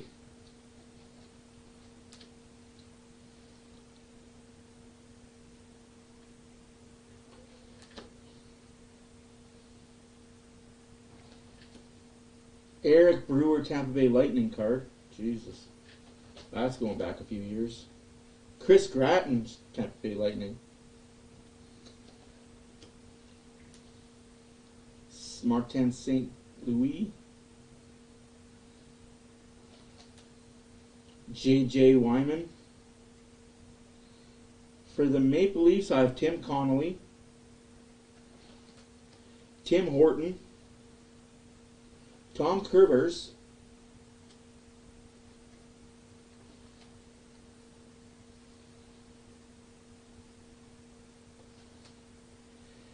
and that's it. Yeah, I don't really have too many 2-1-8 olden time cards anymore. My collection has definitely evolved.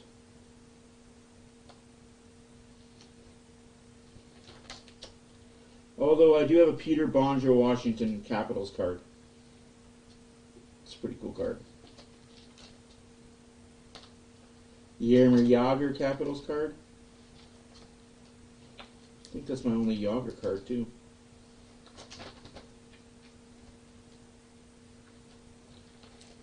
I have an Atlanta Thrashers card, Donald Audette. That's a way back throwback. Atlanta Thrashers, no Gino Odick, no. Unfortunately.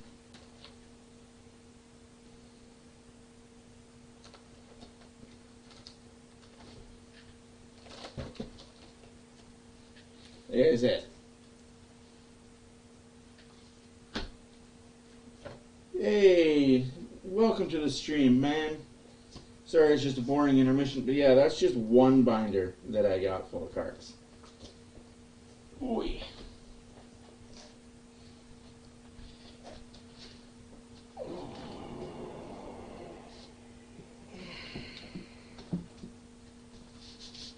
Intermissions are now 25 minutes long. Hopefully for the playoffs they lower them to 20 minutes, because that would be great.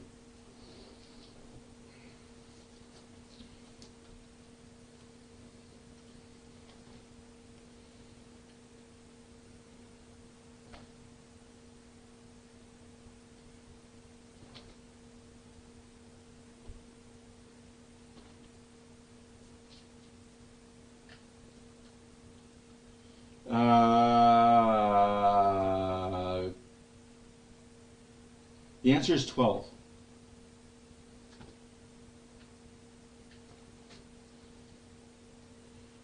I've got a Gillies Malshon goalie card. We got quite a few Kings fans in here, which is not a bad thing. We like diversity and we like talking to people from different teams, seeing their view on it, view on the game.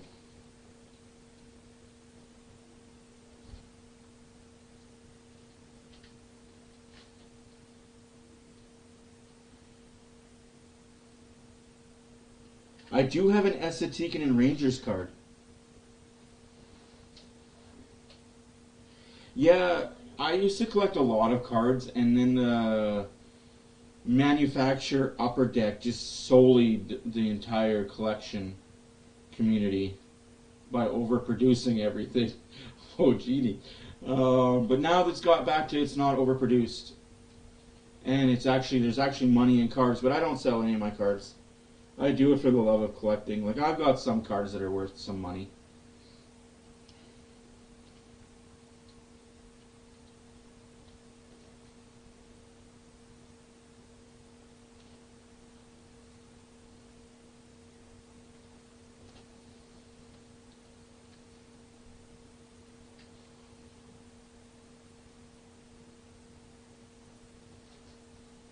Bad knee.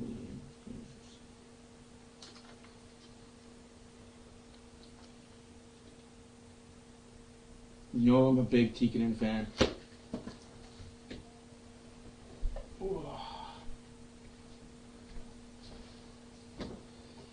Just like that, people, I will be right back.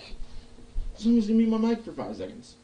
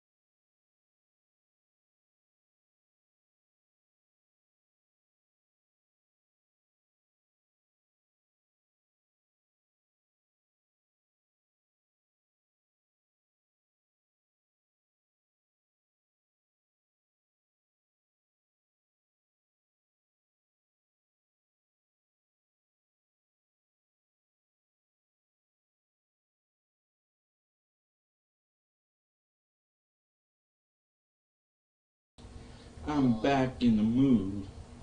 Who scores for the Kings? No one. Nobody. Actually, they're probably going to get a power play goal, and it probably will be Keliev. Because it's the Kings. Third period about to start here. I'm Jack.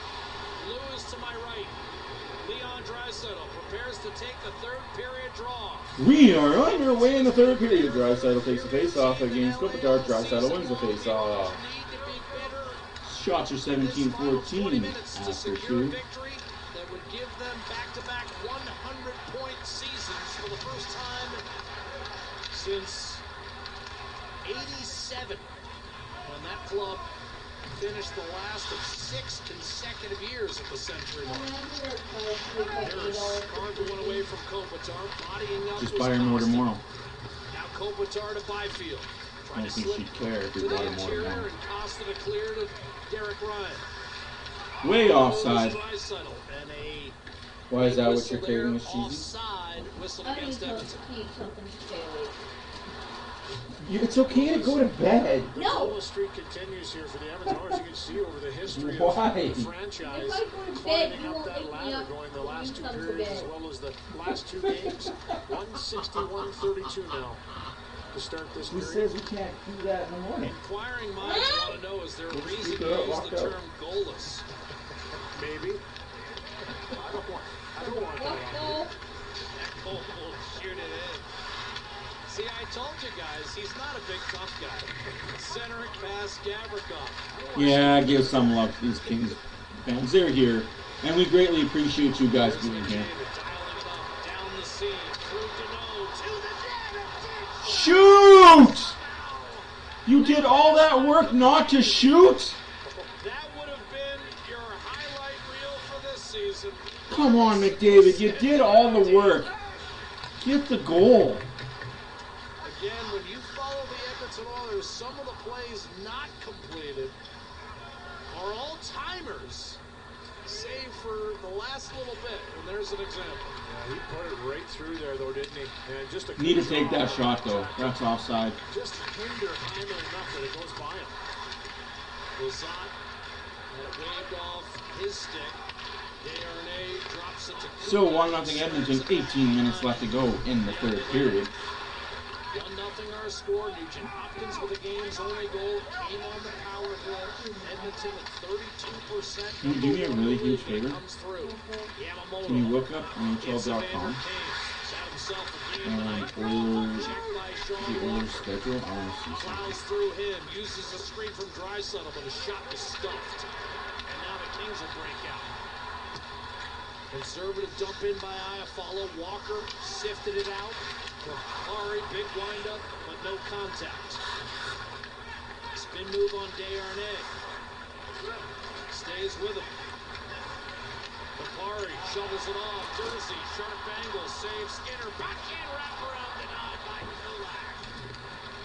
And it's a Getting out, guys. Jesus, sloppy hockey again. Fielded flawlessly by Matt Roy. Blazes one down the middle. Tapped in by Kapari, covered by Skinner. A little bit of pressure here from LA. Here's that rush by Connor McDavid. Talking about stick handle on the phone booth. A little fumble there by Doughty. As he goes down, just opens up a lane for the worst player you can give this chance to as he just blows by Doughty, and then another drag through, and he puts it right through. I mean, that is right underneath the player Gavrikov, and for Hyman, maybe a little bit too tight, but it goes right through him, and a great chance. And you lose that puck for a millisecond going that fast, Jack. Sometimes it's hard to reacquire. It just goes by Hyman, but what a drive by McDavid. To use video game terminology, that was Connor McDavid in excellent condition. 8 periods of shutout hockey right now for the Oilers. Shot handled by Copley against Bugstad.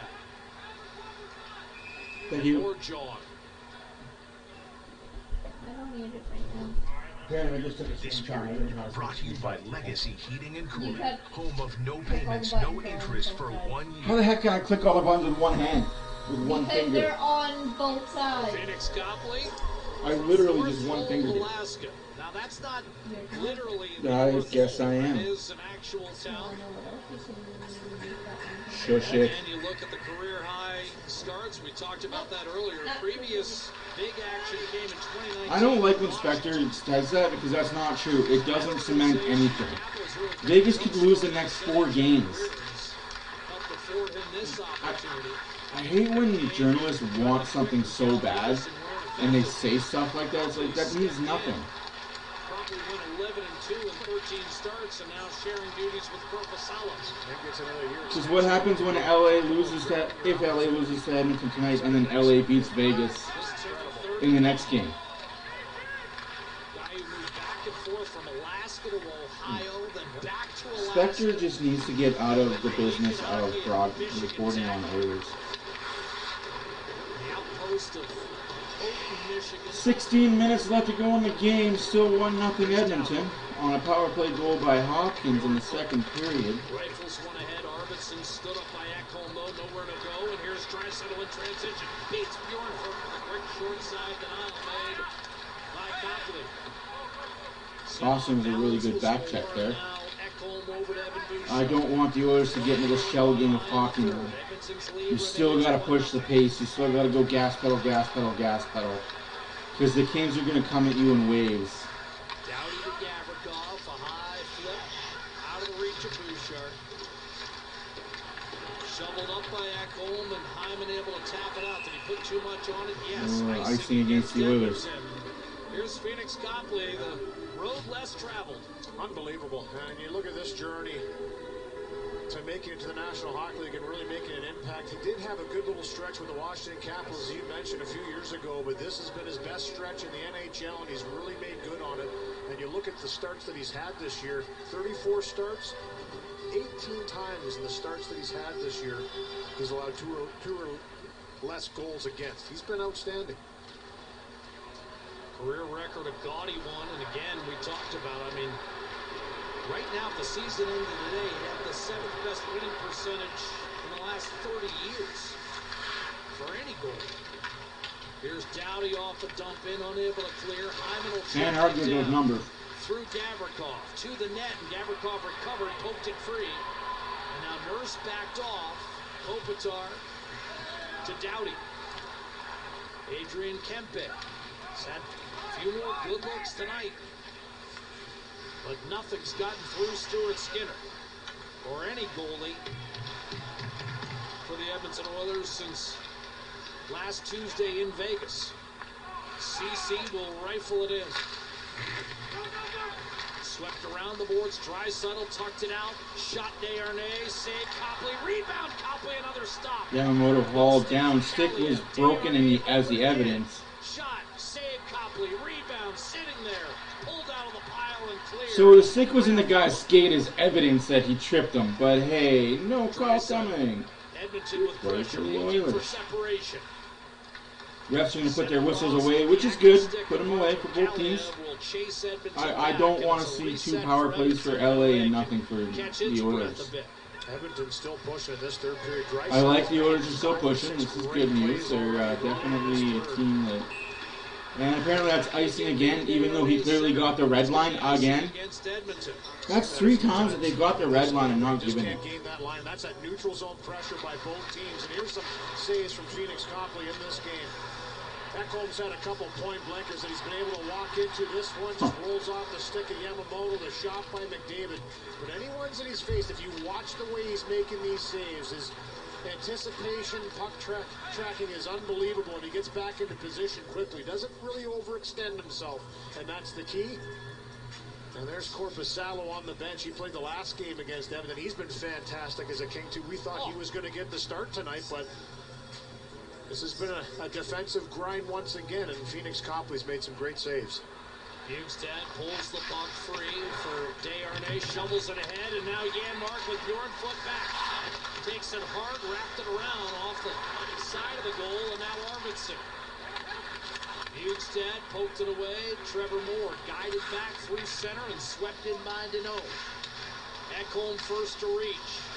Pinching hard is Philip Deneau. Arvidsson swung it behind for Trevor Moore. Dart to the net. But Skinner fought it off. Ekholm will Defensive. Let's go Oilers. No wax, we don't say that here. Running over is Gavrikov. Cross-checking? 1975, and now the puck trapped underneath the prostrate Matthias Janmark. 7 minutes of no call. Cross-checking from behind even. No call. Good to know. Like I said, I guess the refs are going to put the whistles away. But put the whistles away for both teams, not just for one. So when the Oilers do that to Kopitar or anybody else on the Kings, I don't want to see Aaron go up. Plenty of reasons to come stay in Edmonton, whether you're here for this. We don't say that here, Waxed. That's a jinx upon jinx. I'm not even going to ask, but I don't want to hear it. Right now it is 1-0 Edmonton. So far Skinner's played great, or good, or okay. Good enough to have the saves he's made. He hasn't had to make too many 10-bell saves. But the saves he should have made, he's made. Defense in front of him has played well in front of him. The first period was ugly by both teams, but more uglier by the Oilers.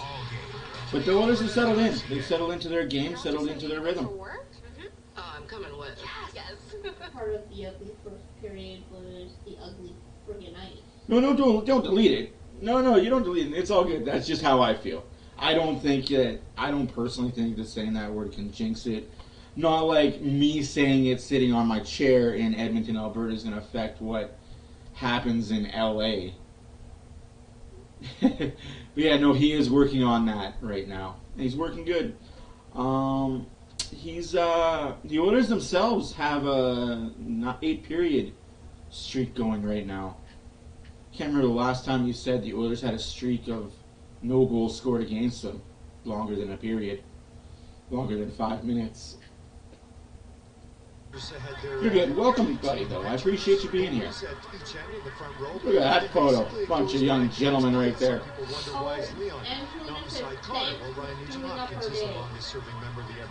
How did I screw up your thing? Bouchard is in row 2, even if he doesn't have the seniority, but elevated role, and he's by his defense partner to Second, which makes sense. And then Tyler Yamamoto and Warren Fogle switch spots basically for the symmetry of the photo. It would look better if one was in row 3 and the other in row 4. So what happened after I said that? 2022 they decided to put a hole in the roof.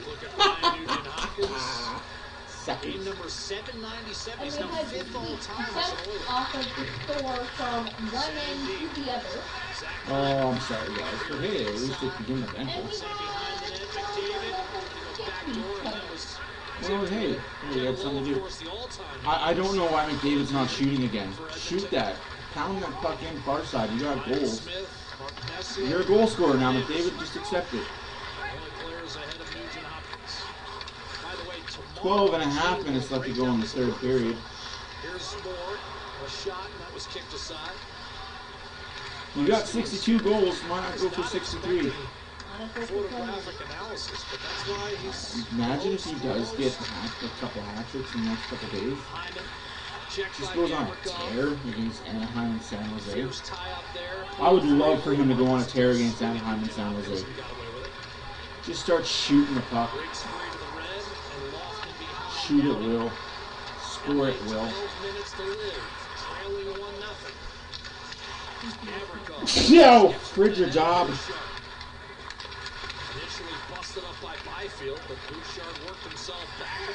BW is the behind the scenes guy that makes a lot of things on this channel go. He does more stuff on Facebook, so you guys go check out the Facebook page. Forgot to do that plug. Go check him out on the Facebook page. If you have Facebook, go look us up. Same moniker. He does a lot of good stuff there. That's icing. Man, that's 11:22 left in the third period. 21-17 are your shots. And yes, ladies and gentlemen, the Oilers do play tomorrow in Anaheim. Oh, late nights for me, I tell you. Yeah, I told you, LA Vegas played Thursday. Imagine if LA beats Vegas after losing here. Nothing is set in stone who gets first place in the Pacific Division. Oilers win here today and win tomorrow. They're first place, baby.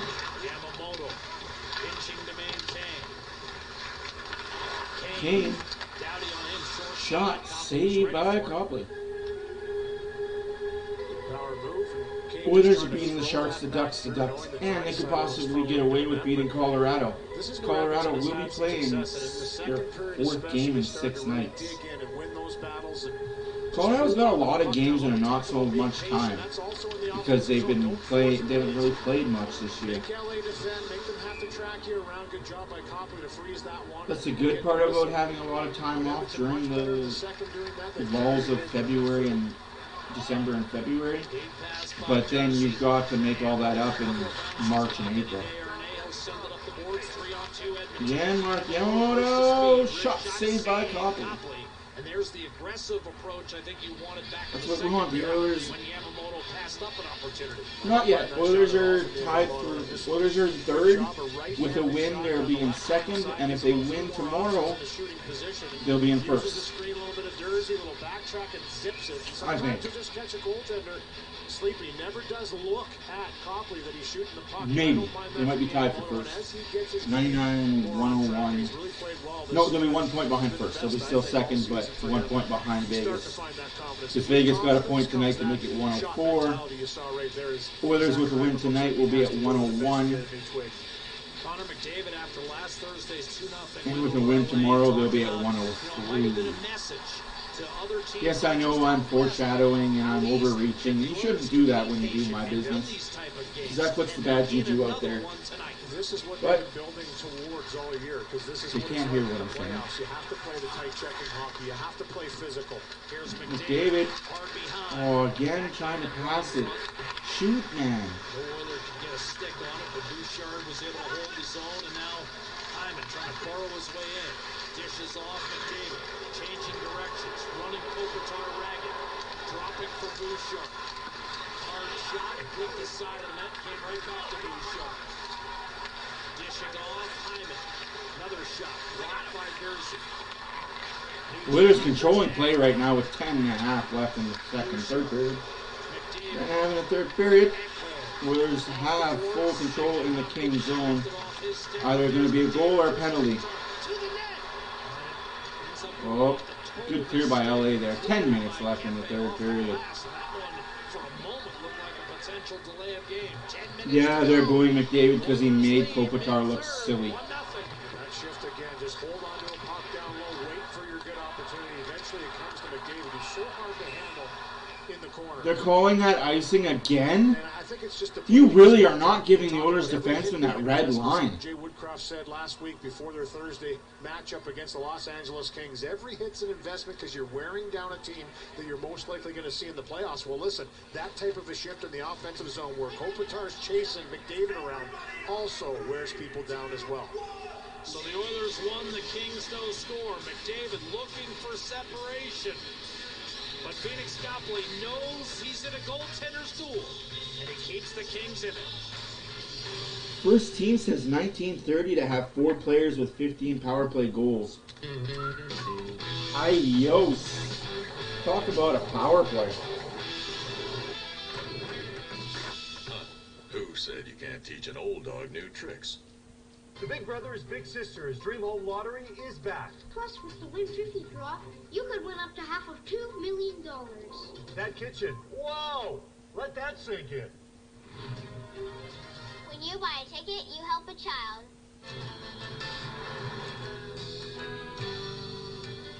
I think they were booing the Kings for being held in their own zone against the Edmonton Oilers. More than they were booing McDavid for making Kopitar look kind of silly. But it didn't result in anything, so a win-win for LA.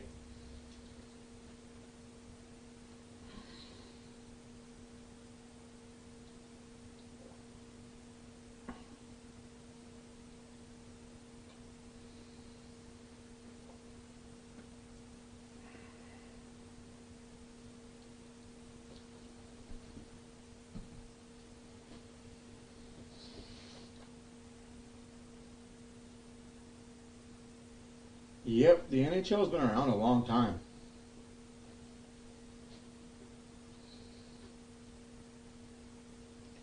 You got to remember, the Maple Leafs and the Canadiens, the Bruins, the Blackhawks, the Red Wings, am I missing one of the original 6? The Rangers, they're all 107, 110 years old. It's old as balls. Just finishes the check. He's got 3 hits in this game. And he's been all over it once again. He's been in the battle. He's done some remarkable things offensively as well. A little chatter all the way back. This is when Leon, I believe, elevates the game with you Oilers fans here in LA. A lot of them, actually, if you look around the building once again, following their team. But Draisaitl, again, has just been dominant in this game. The way he's possessed the puck, the way he's made plays, has an assist on the 1 goal in this game by Ryan Nugent-Hopkins on the power play in the second period. Edmonton has out-hit LA tonight, 35-18. The Oilers also the edge of the face-off circle. Here's a blast by Arvidsson, and he scores. 1-1 score. The glove of Stuart Skinner. And just like that, the game is tied. Distant shot along the wall, a little reverse hit here by Evander Kane on the pinching defender, and I'm not sure what Jay Woodcroft is not happy about, but he's having a long discussion with the official. And here it is here. As the pinch down the wall, it's Walker. And that was a hand pass. Kind of reverse hits him, but in that process, the puck kind of bounces right through. And it's It's a nice little quick pass by Moore to Arvidsson again, flaring out, finding a spot that he can be a target to shoot it. Quick Moore gets to the puck first after that reverse hit, and it is through his bad skate. sloppy defense. And for Skinner, you could see that reaction, had no idea that puck was on its way. And they might be challenging something here. I'm not sure. They're looking long and hard at something. I don't know what it is, but it looks like it's a good goal. The puck's going to be dropped. Jay Woodcock was unhappy with something. I don't think he was particularly thrilled with Walker holding on to Evander Kane. It was right in front of the Oilers bench. Yeah, holding on to Evander Kane, because you're the LA fucking Kings and you go with holding. It was after the hit. So Arvidsson ties it at 10:26. I'm the LA Kings. I can hold anybody I want. I live in the city of mugging.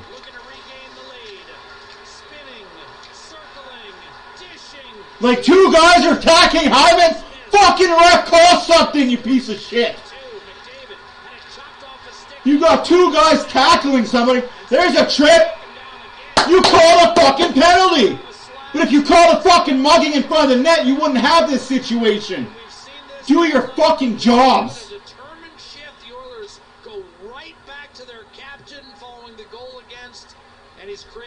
We don't want home ice as the second team. Stop with that. We want home ice throughout the entire playoffs. Wearing down the Los Angeles Kings in the offensive zone, just continuing to possess that puck. Take your chances when they come. That blast by CeCe. It's not looking like the Oilers Kings. Like, boys, I won't even put that out there. Like, just wait till the season's over. It's been a long time coming.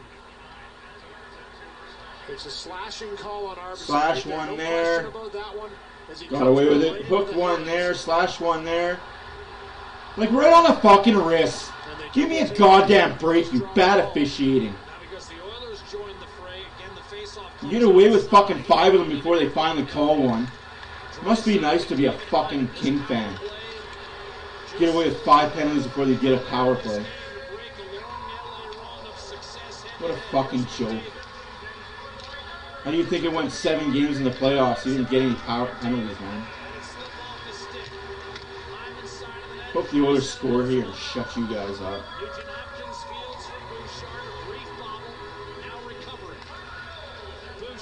Oilers power play. Just shoot the fucking puck, guys. You're so passive. That pass was going right across to McDavid. And it caught a skate, but good positioning in front, you're right. McDavid blows a tire trying to do too much. Come on, McDavid. And Draisaitl loses the puck doing too much. And that's a break. They're signaling neutral zone face-off. Bouchard is saying, well, it was released from inside the LA line. Now, if it caught the top part of the camera, that's over the glass. But they might...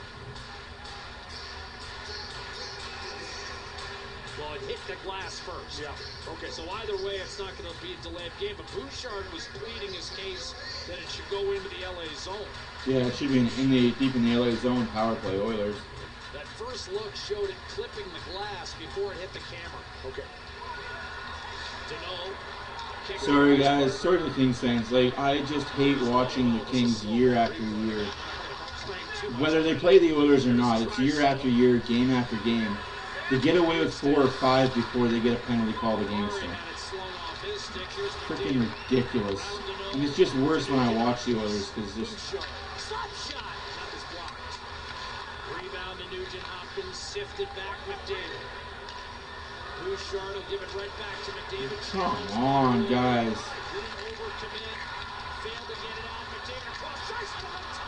Fracking Jesus. Get it in the middle, shoot. Scores! Power play goal, Draisaitl! Take it! 51 goals for Leon. And just staying with it. And both power play goals that the Oilers have scored, they've holy shit. Hard for it, and I think 26 to 18 in shots. There's the first one that's denied.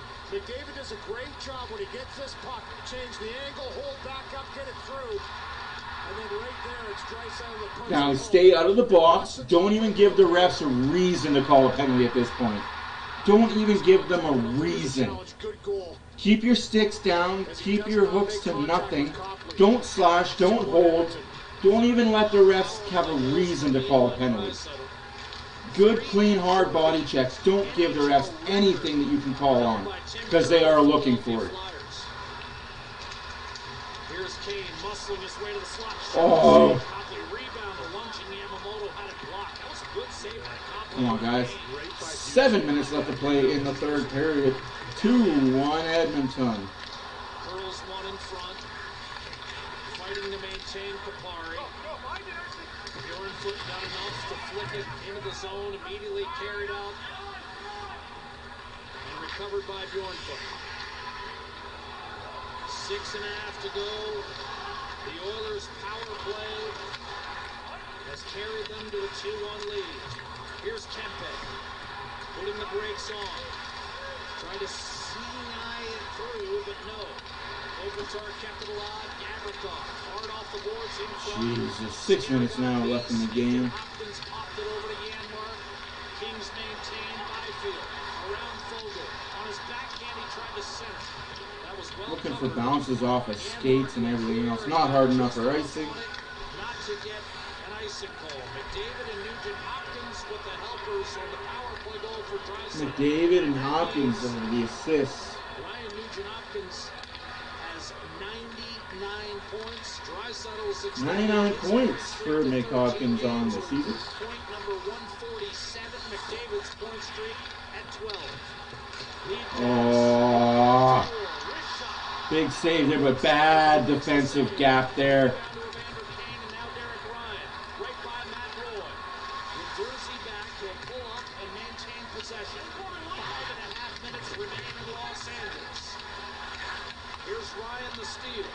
No, don't just steal it and give it away again. The third period's looking a lot like Thursday. Sent in deep, Arvidsson crowding Skinner, who covers with 5:12 to play in the third. In Edmonton, a 2-1 lead on LA. Jesus. Arvidsson celebrating the equalizer. 5:12 left in the game. Thank you guys for being here. My name is Matt for Oilers After Dark. Comment, like, subscribe. Tomorrow on Sportsnet 360. We're gonna have a good finish. I think there's going to be one power play still yet each to come for each team. No matter how you pregame. Nuge has 2 points this game for a total of 99 points on the season. If you've been injured in an accident, One more point, he gets his we will not hundo. charge you fees until we have successfully First time in his career, he's going to get Canada's 100 largest points. personal injury firm on your side. Continuing the milestones of the Oilers this year and the offensive achievements for the Oilers this year. And the puck is dropped. Thanks, Sportsnet, for coming in late. But Oilers win the faceoff, but can't clear a shot. Big tip. That would have been way high for a high stick if that would have went in. And that's an icing against the Oilers. 4:50 left to play in the game. Thank everybody for being here. Kings fans, Oilers fans, fans of hockey. I do get heated. You are not going to see a channel like this anywhere else on YouTube. I don't hold back what I say. I'm not scared to say what I say. 31 power play goals. Tied with Mario, who did it twice. The next one is number 2 for Dave Anderchuk, and the first one is Tim Kerr, 85-86 with 34. Can the Oilers repeat this next year? I'm already looking forward to that next year. I'm already looking forward. With all these milestones and history. Shot taken by Sean Walker, who no doubt had visions of what Arvidsson did. You know what? We all want Nuge to fight when it's safe. His 51st has given Edmonton a 1-goal lead. Whew. Hey, boss, I'll get you out. Here, Red Bull. Yes, Andrea, I hope the Oilers got this. Kings are a good team. They are a good defensive team that knows how to capitalize on mistakes. Lately, the Oilers have made a lot less mistakes, which is good, and it's helping them.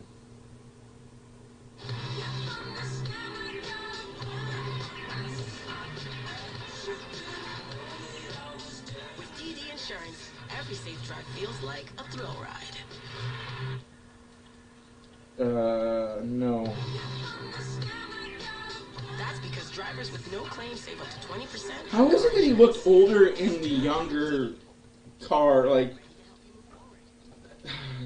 I just don't understand how they did that. Things like that bother me. Like, he looked older in the past than he did in the future. It was weird. I don't know, it was weird. It was like, why would you make him look older in the 70s than in 2023? When he should look older, he looked younger. Jesus. Points now will be the first time since 95-96 with 300-point players. 68 people in chat, please. Hit that little like button. Hit that little like button. If you want, you can hit that little subscribe button.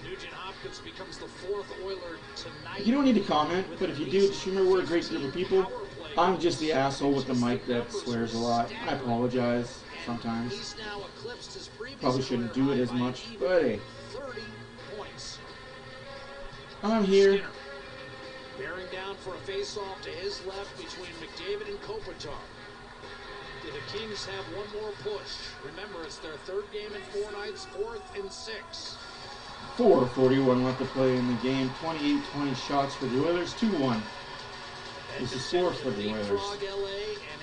As my mustache gets caught in The my mouth. Oilers would be 3 points behind Vegas with 4 games left to play. Oilers win the face-off. Let's just control and get it out. Control and get control. Got it out. All right, awesome. Area of the game that's going to advantage Edmonton tonight. Nugent Hopkins won a battle with Dowdy. Sent it around the boards, and that was scooped out by Adrian Kempe. McDavid. Hyman curls a pass ahead. A little bit too far. Sean Walker. Pestered by McDavid. Tries to jam it out of there. A second effort. Holy, cherry pick a bit more there, Kopitar. I know you're old and you can't skate very well, but hold off on the cherry picking. Good God. Subtle battles in the first period. Edmonton was on the wrong side of them. I think they've evened up in that regard as well. Did the Kraken win today? Give me 2 seconds and I'll let you know. The Kraken did win 5-2. Colorado won in overtime over the San Jose Sharks, 4-3. San Jose came back in that game. Quite a few times in this game, trying to make a play. And for Edmonton, that's one thing I like about Shaw, people, is you have this little button on Shaw and it gives you all the sports highlights and sports scores for every sport. It's amazing. That's why I went with Shaw. And it tells you who wins face-offs and everything else during the NHL games. Some really interesting stats. 3.5 minutes left to go in the game. Oilers 2, Kings 1. Puck deep in the LA zone. The hit finished by Lazat, who then takes an outlet pass and snakes it through to Arthur Kaliyev. Ahead, looking for Iafallo. That was batted down. Stolen away and cleared down the ice by Derek Ryan. 3 minutes remaining. Jackknifed over the boards right in front of the LA bench. 28-21 is their shots on net for the Oilers. Philip Deneau trying to backhand it in was more, but Oilers just clogging up the middle of the zone now. Not really good advice to do. I'd much rather you attack, but losing for the second time in 5 days to Edmonton. they didn't give him center ice. I don't know. These linesmen are really not giving their players center ice. And I don't like it because that's once against LA that I can... Wow! Late hit from behind? No fucking call, eh? Holy smokes. Come on. And the ref's looking right at it. Like, what are you doing? What are you freaking doing, man? But not on the play. McDavid against Deneau, who wins the face-off for LA. I mean, it couldn't hurt. The smudging could not hurt. Phoenix Copley. hard rim right off the official. Backhander by Deneau. Okay, ref, get the hell out of the way. Learn to jump. That puck caught him. Like, that is bad on you. Shaken off. Echoing up the board. Spilled in by Nugent Hopkins. Less than 2.5. The Oilers need to win that face-off. If you don't win the face-off, puck ends up out of the zone and in your zone rather quickly. Kings reload quickly. Drew Doughty. No, you're not going to get those penalties now, man. Like, we're late in the third period. The Kings will have to do 4 more of those before they get one. 2 minutes left to play in regulation. 2 minutes in regulation. Oilers 2, Kings 1. Second place at stake. Copley to the bench. Extra tackler on. Swatted out of midair by Evander Kane and back through center. Down the stretch in Los Angeles. Edmonton 2. The Kings 1. What is LA going to do when Kopitar and Doughty are done? Doughty fires. Punch forward by Kempe. Nurse fired it into his own bench. And that, I believe, caught Mark Stewart as we check in with our Gene Principe. Well, Jack, last night it was the Rockies and the Dodgers. Meanwhile, the Jays continue their series in Kansas City as they play Game 3 of their 4-game set with the Royals. Tomorrow, 7 Eastern, 4 Pacific on Sportsnet 1 and Sportsnet Now. I can promise you, Mark Stewart was a defenseman that jumped in front of a lot of pucks in his career. I mean, the Oilers don't have to win in regulation. It helps. Like I said, Kings, Vegas play against each other, and then the Kings have a tougher schedule. Vegas has a tougher schedule. We've got Ducks, San Jose off the set. In the net we go! Darnell Nurse make it 3-1. There's your dagger. To a 3-1 lead from distance. Well, how about that? Put it off the wall. Woo! Let's go! Curved into the net. This puck is up on edge, and the aggressive off the stanchion. Just trying to what get a it out bank there. shot! Sometimes you need to bunt, and as it somebody plays pool and they're off time. As it digs into the ice, and it finds its way into the back of it, and a couple bounces, settle down. Yeah, I agree, Gabriel. It's annoying that Vegas keeps getting points. With LA pushing. Nurse from Draisaitl, who is factored in on all Did 3 Nude. goals tonight. Yamamoto put it toward the slot. LA can't pull Copley. Here's Cecil Bukestad. Point blank save. Another. Oh, let's go. Nuge .100 on the Nurse empty netter. Dang, that's nothing to be happy about, but.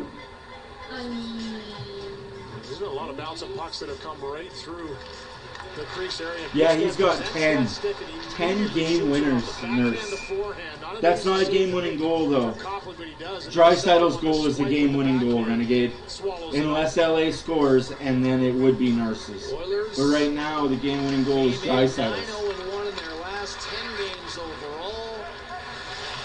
And LA simply running out of time right now. Still can't pull Copley. Here's Hyman walking in with a minute to go. Wrist shot snapped. 1 minute remaining in the third period. Darnell Nurse with the empty netter, his 12th. Draisaitl won the faceoff, and it's now 3-1. Draisaitl got the assist, not Hopkins. So Draisaitl did not. Draisaitl got it. Not Hopkins, I'm sad by that. Rasmus Kapari in over the line, and the white flag has gone up. Copley remains. Yeah, that gives Hopkins the chance to get the assist tomorrow. The Oilers are going to win this hockey game in Los Angeles and hit the 100. I agree with you, Gabriel. I'd rather have the Oilers face the Jets than the Golden Knights any day of the week. No one's playing better. Oh, Yamamoto lost his wheels and ran into somebody. 15 seconds. Oh, Copley, hold on to that. 11s. 9s, 8s. Sorry, Kings fans, just wasn't the night. It was ugly. Oilers win, Oilers win, Oilers win. Play La Bamba, baby, play La Bamba, baby, play La Bamba, La Bamba, La Bamba 4 times. The Kings could have capitalized. I'm going to be 100% honest with you guys.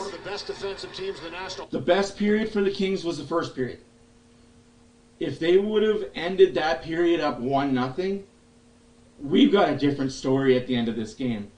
But the Oilers buckled down the remainder of the game and did what good teams do. They found a way. The Kings are going to be a tough out. I'm not going to take anything away, whether they have the goaltending to do it or not. That defensive style play that the Kings play, they're going to be a tough out in the playoffs. If the Oilers face them, they know how to beat them. But Jesus.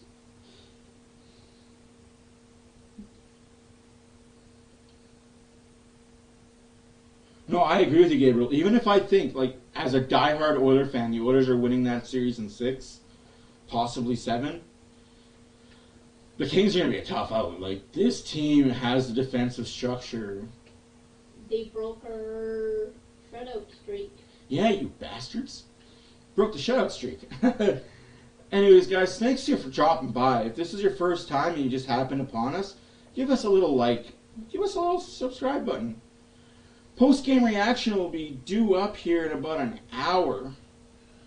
I'll make the video tonight and have it up before midnight. Before 1 o'clock, I'll have the video up. Not too much to talk about, obviously. Bad first period.